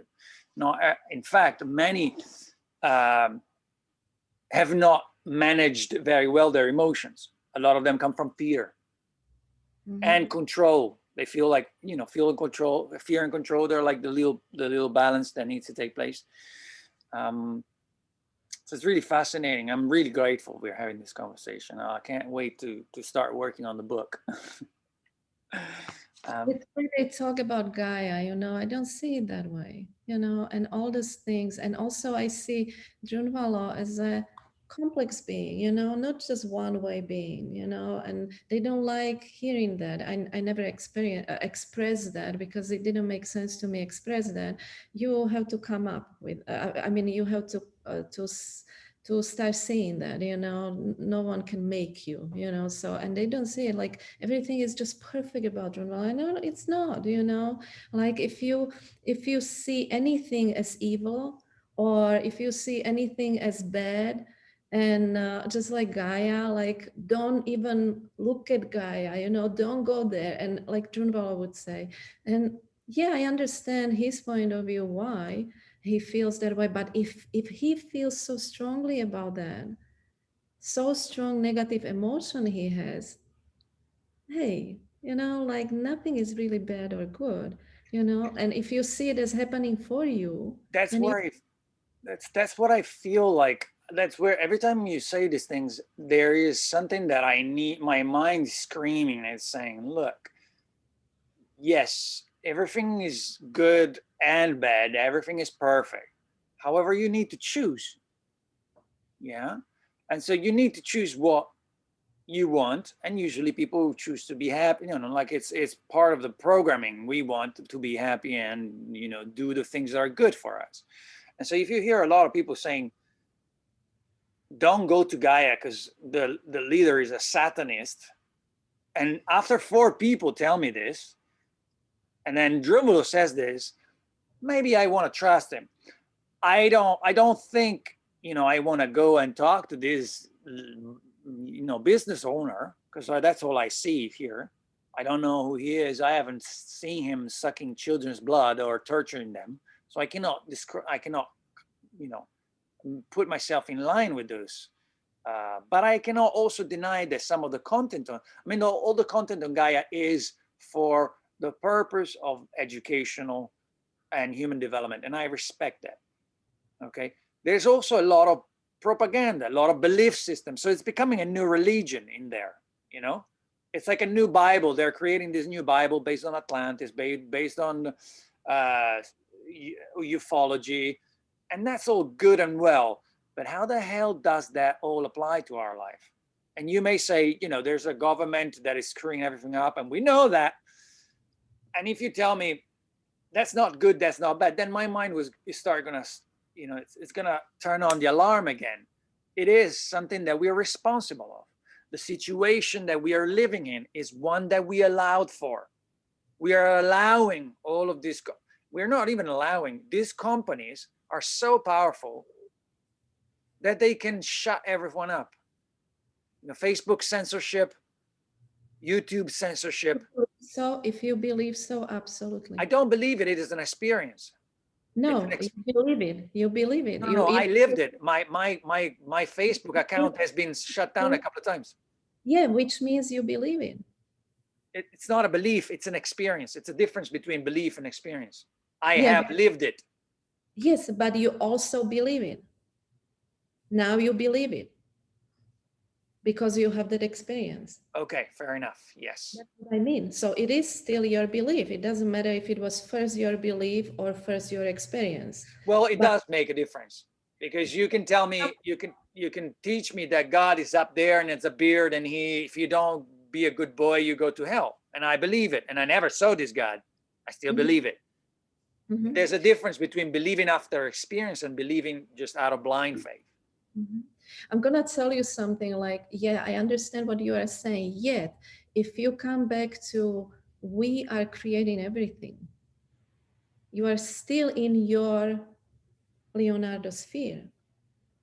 So why is it there, that experience? Why did you create that experience and I didn't? I don't have that experience with Gaia like that. I don't have any experience with evil. I don't have any experience with devil. I don't have any experience with Satanists. I don't have any experience. Why don't I have those experiences and you do? I'm not saying, or someone else does, right? So because... Okay, let's be more pragmatic. Have you experienced any censorship in the last 6 months? Yes, not on, even on myself, yeah, but I don't see it as a bad thing. That's the thing, you know, I'm not saying that it is good. I'm saying, okay, it is happening. Why it is happening? It is still here, that vibration. I'm seeing inside me what it is. I'm seeing what I want to do about it. Like from my my Facebook page, I have I created for my group of people, you know, from workshops, and I don't use it very much, but I use it enough. And I posted something about, not really me, someone else, about the UFOs, one from YouTube. And on YouTube, it was that video stayed there, you know, it was about the UFO last year in New York, they could see in New Jersey or whatever. And so I posted similar, because I talk about it when I was doing that session with my 100 people. And it was like that night it happened, you know, and it was like a proof, you know, of what I was saying. So I posted, but a different video about the same thing, but someone else was recording, right? And another guy from our group posted another video, and that one was like, I got that message as an administrator that that video was shut down, even though it still stayed on YouTube, but from our Facebook page was shut down, like blurry, you know, and everything. And so, and they said that if it happens again, then there would be consequences. It was my first ever experience like that. And then I realized, okay, that moment, first moment was like, it didn't feel so good to me. I'm like really, like it's the same video, it's just from different people, right? So why this video is like this? And so why is it happening? You know, why did I attract this? Or why did I create this experience for myself? Okay, Maja, so you felt that unease at first, now you can change it. You still have that unease that someone else is doing, okay, but you don't want it to be there, in your vibration anymore. And that way you showed yourself that it was still there a little bit. It was still there, like, okay, this doesn't feel good to me. So I changed it, and I was like, okay, there's still, and I even erased my video because it was not important anymore. Those people knew about it, I know about it, and I got that experience from that experience, and I'm creating the whole experience. And some people, they want that experience, and I know some people, and I love them, and I actually do something with them who were banned, and they are banned from Facebook. I don't do it that way. I don't see Facebook as evil, even though I see what is happening there, but I use what is good there for me. I still communicate with people, but I went for Telegram now. Okay, tell me what happens when your real sphere meets someone else's. We get together and we create that Vesika Pisces. Okay, so and then we have the same, mutual experience. We put together whatever our light, our experiences together, we create something new, right? Because we put it together, we combine it, we create something new, and then it is part of our system, our light body or whatever it is, whatever we call it. And then we are smarter, wiser, and we get new experience through someone else. In my group, what is happening also, those 100 people, what started happening was, it's beautiful how it works. Now we have this COVID, right? And all those restrictions. Did you create that for yourself? Absolutely, I did with other beings too, Otherwise, I wouldn't be here. And I'm here because I want to be here. Otherwise, I wouldn't be here. Consciously. No, I was mentioning COVID. Did you Yes, create that reality for yourself? absolutely. I'm part of that reality. Otherwise, I wouldn't be part of that reality. I had to agree.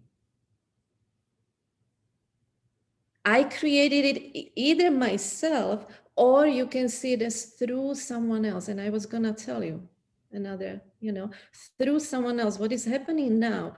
Yeah, it's like I have those people in my group, and they started one couple not long ago, even last year, at the beginning of last year. They didn't have money to travel or whatever. They have little kids, and they started traveling. When was it, like in last year in November, December, or whenever, they went to Zanzibar. They flew to Zanzibar, not straight from Europe, but through Asia. They bypassed those restrictions. There are ways to do it. They created their own reality within this reality, like a tunnel or something. And now so many people went to Zanzibar. They are taking vacation 2-3 weeks, no masks, nothing, because in that country, it is part of Tanzania. It's beautiful, white beaches, white sand and blue. I mean, everything. And they know about what is happening, but it doesn't affect them. It is like reality within a reality or a parallel reality. So many other people, and I can feel it, and I experience their vibration of that freedom. They created it for me too, or I created it through them for myself. And I feel more free even thanks to them. And other people started doing same thing, and they are traveling the world. So you're saying, let me see if I understand. So when you experience something that comes from outside, not directly including your willpower or your decision-making power, you say that you created it because you accepted it or agreed to it. I have to agree to everything what I experience. Absolutely. There is no way you are part of something and which you didn't agree to be part of. That's where I have a problem. I'm sorry. There Absolutely. are things. It's zero chance. I mean, the universe, the whole existence works that way. No one has power over you. No one. Well, I tell you, I did not agree to what's happening, and I still don't agree. And I think it's an abuse of humanity and the reality we live in. Okay, what about if you are here to help others see what you see? And you What about it? you agreed on that, you know, to be here, even though Yeah, you've I did, and then the machine starts blocking me from my communication channels. no one is blocking. I didn't create that. I didn't How block myself. I didn't agree to be blocked. how come I am not blocked? I'm I, still doing it. I don't know what to say. What my message is, I don't know why you are not blocked. So why don't you choose different way of? I know a lot of people, just what I told you, they were banned from Facebook, and they created a different No, platform but where what I'm trying to say here is that there is a maybe different is not the right word. What I want to hear is your opinion on decision making and free will, because my free will is different from your free will. I may agree that you do whatever you do, and I respect that, not a problem. But if you start imposing your free will on me, then I may have a problem. In this case, we have 5 motherfuckers that are blocking everybody in their house for their own fucked up mind shit, whatever is going on in their heads. And they want everyone under their feet. And I do not see that as something that I agreed. And I am sure there's probably a few billion people out there that don't agree either. So how is that really a reality that I created? Is why I feel a lot of friction with your words right now. do you think you're not opening up, that's why, to yourself? You feel that I think friction. I'm too conscious of what I want.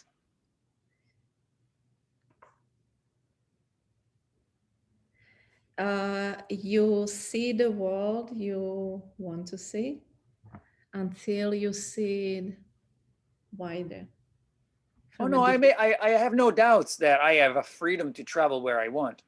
But I No, tell you, I mean with that, because you said, I'm sure I didn't agree.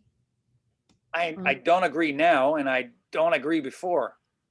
And I didn't agree before. From the very beginning, I knew this was just a massive I scheme. mean, you didn't agree on this experience. That's No, what I that's mean. different. That's different. The Yeah. So experience, if you're talking about the experience, that's unavoidable. It's happening. you Yeah. agreed on that, right? I didn't agree. It's happening. It's No, like it is because you agree. You are here because you whether I want. agree or not, it's just happening. It's like the sunlight. Whether I agree for the sun to shine or not, the sun will shine. You cannot have an experience you don't agree on from some level. We are really going in different directions here. The experience of a rape is not something that you agree on. You do. No, you don't. A Actually, lot of women ran away. They were blocked. They were forced. They were pushed down and beaten to the hell and then raped. yes, And that is clear. from a point, from the angle of the physical mind, absolutely, I agree with you. From the angle or from the point of your higher mind, you agreed on that. Otherwise, it wouldn't happen, because through that experience, you expand. And I had similar experience, not a rape, but close to that.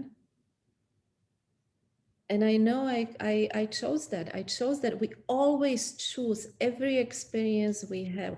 How did you choose? It's not consciously always. And most people, they don't. And the process of awakening is do things consciously, that we make choices consciously. Okay. We need to sit down together and work on this thing, because I see where you're coming from, but the words that you're using makes you sound like crazy. And forgive me if I say this. I don't mean to. I'm okay with that. Yeah, it may. But I really think it's very, very important that you express yourself in a way that the individuals around you can really understand what you're saying, because there's value in what you're saying, but it doesn't come across. It I had my experiences, see, and even then I knew there was something in it for me, even though it didn't feel good to me when I was little. But I knew, like, I hated that person. I hated my cousin. It was not so bad, not as bad as that. But I knew it was not right. And I'm not saying that we need to agree from the physical point of view. We shouldn't do anything about it. Absolutely not. No, those people, they need to go, they need to change, we need to give them. Now we do it through jails. It doesn't work that way. Actually we can do it in a different way, much better way, to help them.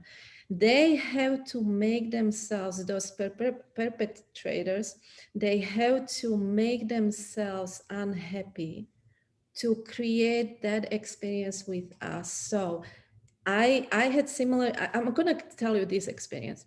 I was 2.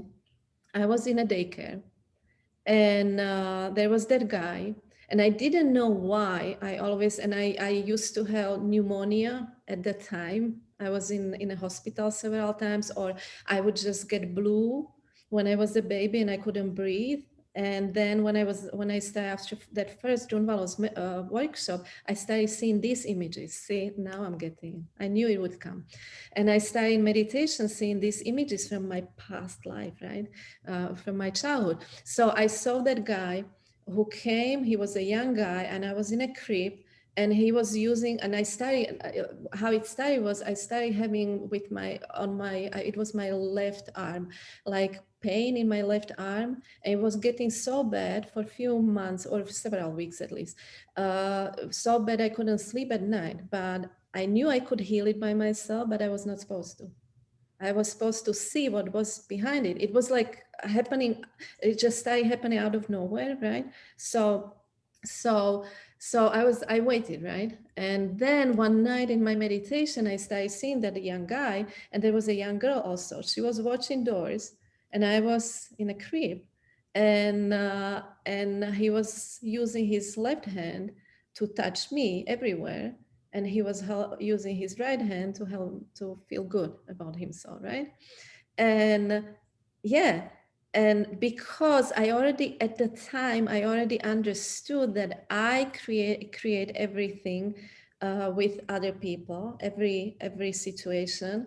Then I could see it, because I was already there, I already could see it this way, our experience, my experiences and everything. And so what I did was, it was that first meditation, what I did was I started understanding why I had that pneumonia so many times, why I ended up in a hospital almost dying when I was a baby and I couldn't breathe, because they were also holding my mouth, so I didn't scream. Was that in the hospital? No, it was in a daycare. Okay. And the girl, she was working there. Were many children there? And I was, there were other children too, yeah, little ones, like 2 years old, but not many, because it was in the afternoon when no one almost was there anymore, late afternoon or something like that. Only very few other children, probably, or maybe I was the last one or something, but there were cribs. I could see those other cribs there. And so she worked there, and I even got his name. Full name. I don't remember it now, but I didn't even write it down because I knew I was not gonna look him up. Because I knew I wanted to thank him, actually. First meditation was I forgave him. It was like, okay, whatever, John, I forgive you for this experience and I'm good. I release this experience, this, whatever. And then next night, and it's still, that pain stayed. I thought it wouldn't stay there. And I still had that pain next night. So, and there was a meditation, another one, and I saw same images, and I got it in that meditation. No, I don't need to forgive him. I need to thank him because he's unhappy. And I asked him to have that experience with him. He had to make himself so unhappy to hurt a little baby. I was beautiful. Every baby is beautiful, right? Innocent. That energy, to hurt that energy, innocent, beautiful. I mean, energy to hurt like that. He must have made himself extremely unhappy. like extremely. You can be happy to hurt a baby intentionally like this, and especially like this with that male energy, right? Make himself, instead of with his girlfriend or whoever is what. So I thanked him for making himself unhappy so I could have that experience. And that was it. My pain was gone. And I had several experiences like that. So I see an experience like this, you just don't see the world the same way anymore. You don't see rape the same way. I mean, like That, I need a break right now. I need, 'cause and that's just one thing, you know, like my head is now gone. I wouldn't be able to punish him. Then I would. When I was still in anger, absolutely. I almost died several times because of him, right? But I was not supposed to die. I was supposed to have that experience. So, but I'm not saying that those people shouldn't get help, but they shouldn't be punished like we punish them, because it doesn't work. But they need to get help, to be isolated somewhere, get help there, real help, and may become happy, so we can live happily, all of us. That's my view, you know, like it would be, and I admit that it would be probably, I don't know, maybe not different if someone tried to hurt my son, really, really, really, like something like this. I'm quite sure I would be able to kill, because it's different. But with this, it was me, you know, it was not someone else. It was not my son. So it was me, and I can make it for myself, change it for myself. And I did, because you know why? Because I value myself so much. My freedom to choose, not from fear, but from love, feel happy, feel joy. And with that in my energy field, I wouldn't be able. If I hated someone, if I saw someone as evil or as bad or whatever, I can't be truly happy. I can't, because you vibrate. If you feel hatred, you vibrate hatred. Yeah, I hear you. So I understand this. It's just that I have a hard time integrating your capacity for unshakable higher emotional energy and discrimination, because that's how my mind works. It's like I really believe, and not just because someone told me, but out of personal experience, that I choose. And if something comes my way that I didn't choose, then I can do something about it. Because not necessarily my choice is your choice. We are individuals. That is the beauty of the creation in itself. And absolutely. also the problem with it, because and you know, whatever we want to believe it, the truth about this reality, this planet that we live in, is that no one can take away your free will except yourself. You agree to it, so you accept the fucking thing that's happening to you. That is how I perceive it. You keep on telling me that you created even the negative. It's literally like mining my way of thinking, and I don't know how to integrate it. I really don't know how to integrate what you were saying before. I see where you're coming from. I see that you make the choice of using anything as a catalyst for growth, and I respect that. That's admirable. And yet, my mind is keep on screaming right now and saying, you need to have discernment, because before this shit happens, you can choose. And I am absolutely, absolutely, undeniably certain that this is a reality. If I see a car coming my way while I'm driving, I make an effort to not stay there. Absolutely. That's your choice. Exactly. Or you stay there. And that's your choice And too. that's your choice too. So let's determine what we want. And so did I see this COVID coming? No. Did I have a choice?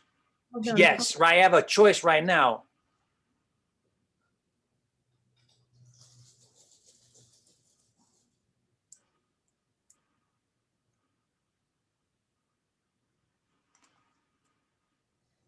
Absolutely. You have a choice what, you choose what you want to do about it. Yes, and see, what if I, like many millions of people on the planet right now, I don't want this happening. I don't want these people making money out of our bodies, out of our lives. They're using us as guinea pigs for their fucking vaccine. I do not want that. And I don't want anyone else to do this. But if I say the way I said it to you, how are they going to react? And that's again a choice. I need to think in advance how others are going to be choosing. You probably feel it and say, I'm not going to, it doesn't feel right to talk about it. And so we're coming to the same conclusion, but from different angles. Mm-hmm. And that's where, that's why I feel so much, and I know there's so much value talking with you, because we come to the same conclusion, but from different directions. But what you just said before about I created it, it just went opposite. It's like I feel it and I think it completely opposite. And that's where like it's creating so much inside me, and I feel like maybe we can just take a break or we can talk about it more. But I also feel like if we can come to an understanding there, I mean, I feel like I need to understand more of what you're saying. Mm-hmm. And I also feel like it needs to be dug more. There's more underneath it that needs to be brought up. Just like what I said, and it's not me saying that, actually, it's the universal truth, whatever truth is, right? But it doesn't matter what is happening around us. What matters is what we do with it. And if we see it as it is happening for us, because everything, see, like you were fine to see that everything is happening for us unless it was something like this. But see, no, it's the same thing. That's what I'm trying to say. It's like you can be hit by a car, right? And later on realize everything amazing that you needed to learn. Yeah. Or you can see the car, skip, let it go, and still learn everything amazing that you needed to learn in a different way. Yes, you got it. I Absolutely. know, I got it. But like when you say that I created the car coming and hit me, I have a problem with that. Who created that car that could hit you or that did And hit you? we need to define creation. So if perceiving something is creation, then I feel the difference between creating and seeing. It was that car was gonna hit you and not me or someone else on the street. Why you? Because I was physically in that moment near the car at the wrong time at the wrong moment. Or What does it mean that you were physically there? in this body was in the trajectory of the car. What is your body? What is my body? Mhm. Uh, what is your question about? Okay, what is this reality, this whole reality? What is it? I think we're drifting away. I'm not sure how's that related to the event of the car and me being there. Because when you see, again, from a higher perspective, Ready Player One, let's say, and you see that he created all those experiences in that game, he did, Yeah, all of it, that's with other players, and he had to agree to be part of that game. That's the first one. He, that's because you're assuming that he could see everything that was happening in the game. Remember, we're coming in without memories of the game. And we also know that the game can change while we play it. yes, absolutely. That's what we are doing. This whole process is remembering that we are in that game, we are in dream. That car is a dream. And actually, what is happening when we are dreaming at night, that is more real than in the morning. We think we are awakening, we are waking up. Actually, we are coming into dream. We are falling asleep during the day. Okay. Yeah. So let's go back to our example. And Mm-hmm. so let's put aside for a moment. Okay, so I agree that our higher self may have agreed or chosen. I actually have a different perception. I mean, the higher self saw the car and saw all the options. Jump in the car, being taken down by the car, dying by the car, being saved by the policeman, being saved by a helicopter, being saved by an alien. Like there's a billion of ways that I can create, right? But what you're saying is ultimately whatever happens is what I create. And that is what I have a problem with. Which part Because of choosing or agreeing, it's different. I mean, on one level it's not, because if you agree to something, you choose to agree. At the same time, I did, so let's say that this I, did not want to be taken down by the car. If I get taken down by the car, or whatever happens, and I'm let's say I wanted, let's say I win the lottery. Yeah, let's put it in a positive way as well. We can think about both polarities. Yeah, I can say that I created it because I bought the ticket, right? Or I found it on the street. Did I create that? Or I agreed to the opportunity of picking up the ticket from the street? Why were you there exactly at the time when it was on the street? Why it was not someone else? Why it was you? Who created that? Why, if you are on the same path, like a trail, and there is that one, I don't know, branch on the in your way, and 10 times you just step over, right? And you are fine. And then one time you fall. Why do you fall that one time? Because you didn't take exactly same steps. Do you think it's a coincidence you fell? Well, sometimes shit happens. It's just that. There are no coincidences, zero coincidences in life, zero. No, nothing happens for no reason. Really? Everything Like, happens. you don't think that there may be just a little bit of shit happens, whatever. Like shit happens, but we create that shit. Okay. We I choose need that. to sleep now. I feel like I need to sleep No, now. I'm not gonna talk because because I respect you, and it's just No, but we need to go back to this. We really need to go back to it. if you don't believe that you create everything, then you unless you believe that, you start believing, and not just believing but knowing. Believing is the first thing, right? First step. But really being that, knowing that you create everything, vibrating that information or whatever, that knowing, until then you won't be able to use your full power as a creator. You're Because killing me. do you believe that you are God? I Do you? don't believe anything that I don't experience. Okay. So Mhm. that's my problem right now. I can agree to it. My logical mind says, and my intuition likes the concept that I am God like everything else. Have I experienced myself as God? Not yet.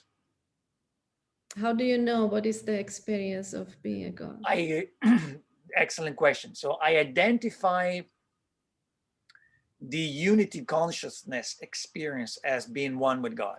So whenever the time comes that I'm struck by that lightning or by that spontaneous movement of my brain into universal consciousness, and I will see myself one with everything, then I will tell you, yes, I don't just believe it, I know it, I experienced it. But my So belief is not creating the experience. I may be creating. If you according to what you were saying before, we create everything. So I want that experience. I want to create it. But so far it's just a belief. It's not an experience.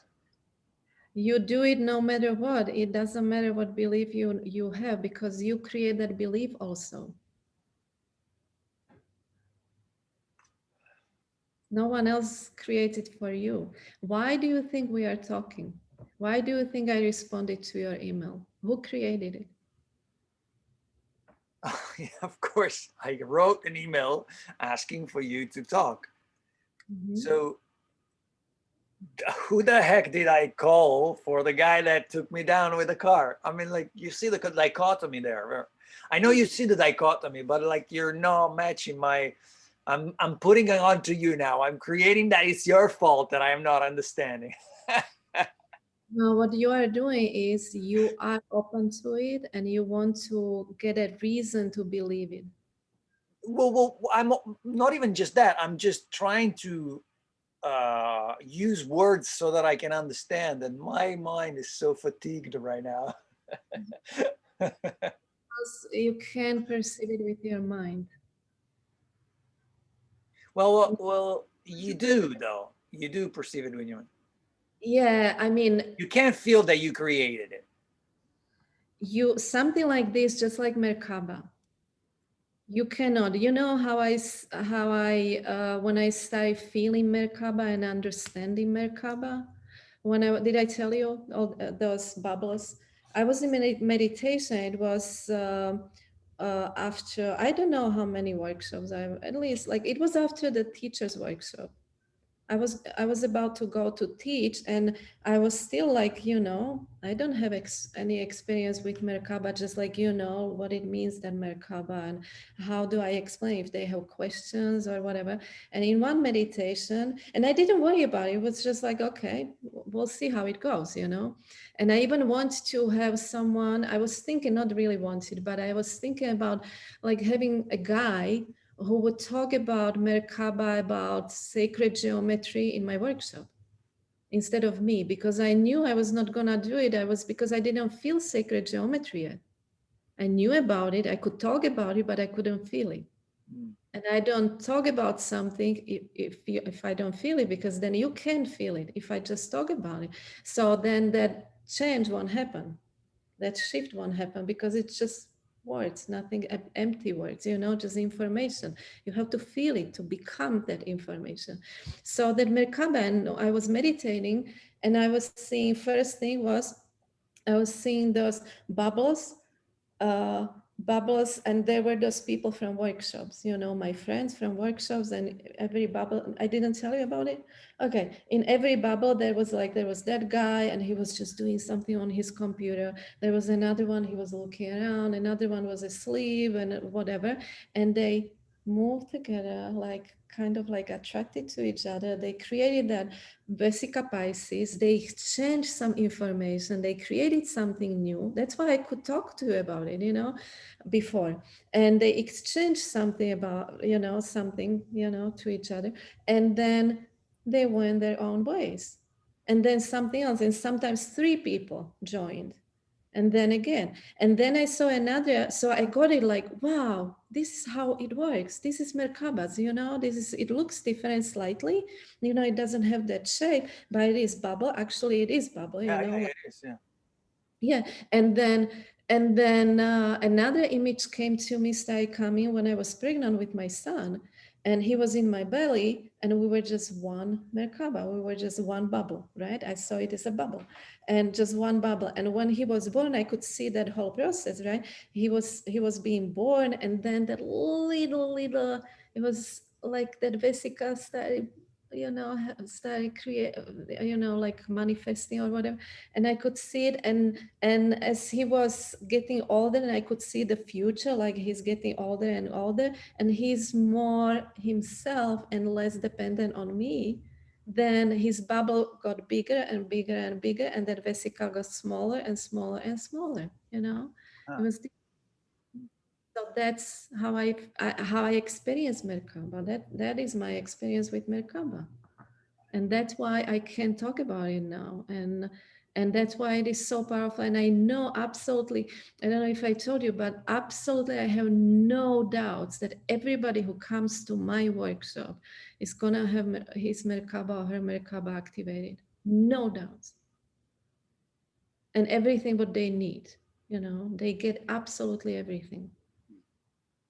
So because I just have no doubts. It depends on what you believe. Just like you said several times, you said you use that word everybody or nobody believes this or everybody sees it this way or whatever, which is not true. You know, I'm the one who doesn't see it that way. And I when we was talking about COVID, you mean? no, it was before. It was before. I didn't tell you anything because it's our common language, but those words are so powerful. Right. And you told me how You know, powerful it's true. They are powerful. learn Uh, from you. Actually, I do learn from you in some way about what words to use, how to explain that concept because I can feel it. I can talk about images, but those words I have to I learned from Drunvalo. That's why I went to his workshop so many times. And that's why another reason why I did 3 times out of 5, that second workshop, that Cosmic Rays, because I want to be able to talk about these things and teach them. Not just, but at the same time, right from the very first workshop I taught, my workshop that I was teaching, I knew and I could see images where I was on a podium and I was not talking, and we were sitting actually. There were, a lot of people in front of me, and I was sending images to them, and they were sending images back to me, changed images. They changed my image, and I got different image, and that was the way we created like together. a concept. Yeah, and it is happening now. I thought it was gonna be in a very far future, I believe it because otherwise I wouldn't see it, and everything happened like that. Like my workshop in Czech Republic that I those physical workshops when I before COVID, when I was teaching there was one place and it was built exactly. And it's a unique place, very unique place. Not many people know about it. It's a like whole building just for things like this, with beds, with rooms and everything, and big room there for doing those workshops, kitchen and everything. That guy, he built it exactly when I started teaching workshops. He finished it, and he came to my workshop, and in Prague when I was teaching there, and he was not supposed to be there. And it just happened he was there, and he knew why, and I knew why. I was supposed to teach there. That building in some way was built for this, for this. I'm the one who teaches most there, or I was, whatever. And so that is one thing. And another thing, when I got there that very first time, before I started teaching there, I wanted to see that place. It was the place I saw myself where I was gonna teach. It's very similar to how that place in Sedona where Drunvalo used to teach. It looks very similar, that room where I teach, even colors and that wood or whatever. Have you been there in Sedona? Yeah, so it looks, and I thought it was that place, when I saw it in my meditations several times. And Drunvalo was on my right side, Claudette was on my left side. She was like not on the podium. Drunvalo was behind me on the podium, but behind me, right side, Claudette left side. And I'm connected to both of them. Not that they know my name, they do, but Drunvalo probably doesn't remember. I'm quite sure he doesn't, because he doesn't remember almost any names. Not because he's old, but I don't remember my people's names from workshops. It's hundreds of people. I mean, really. And if you don't see them, especially. So, and it makes sense. So I saw those images and I saw exactly, those details. And I came to that place and it was there in Czech Republic. It was exactly that place. Wow, fascinating. So see, and those are those things I didn't get back. Clairvoyance. Yeah, and I didn't get, so what I'm saying is, why I'm saying this, for how did I get here? I was answering. Yeah, you were saying how you were remembering experiences. Yeah, I was talking about those words, like that's why yeah, it was, I was talking about, because yeah, I knew my emotions, my feelings. I was gonna teach with my feelings. Mhm. And this was part of it, you know, I could see those images, and because I feel, I have no doubts about that there is a reason why I see those images. It's gonna happen, maybe not exactly like that, but it is almost completely exactly like that, and even much more is there. But I was seeing future. And same though, that's why. And those feelings, teaching with feelings, not necessarily with words. We don't need those words. We want to need those words. We still need them, but we will not. We will need them less and less and less. That's why I told you, like, I can see that I book. can't Like, wait for that time. it is happening now. I You don't have. know. You are talking to me, Yeah. and you know what is happening underneath this talk. You know why you know why? That's exactly why I keep on talking to you, because I can feel the bubbles, but they're like not coming up here, and I can't quite. There's a couple of them that are not driving me nuts. I can't see the image. But it is happening nevertheless, you know, it is there. It is happening. Yeah, no, I know. That's why we're still talking.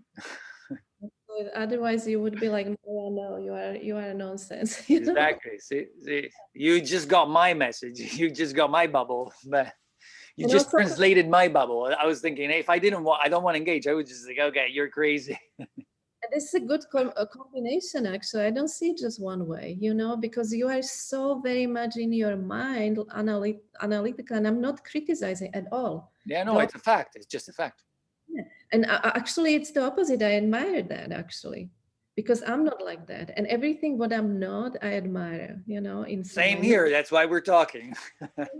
Yeah. So it is beautiful combination of these two energies. It's just so perfect. Yeah. When can we get back together? Because I'm really burnt out right now. Okay. So you want to finish that interview?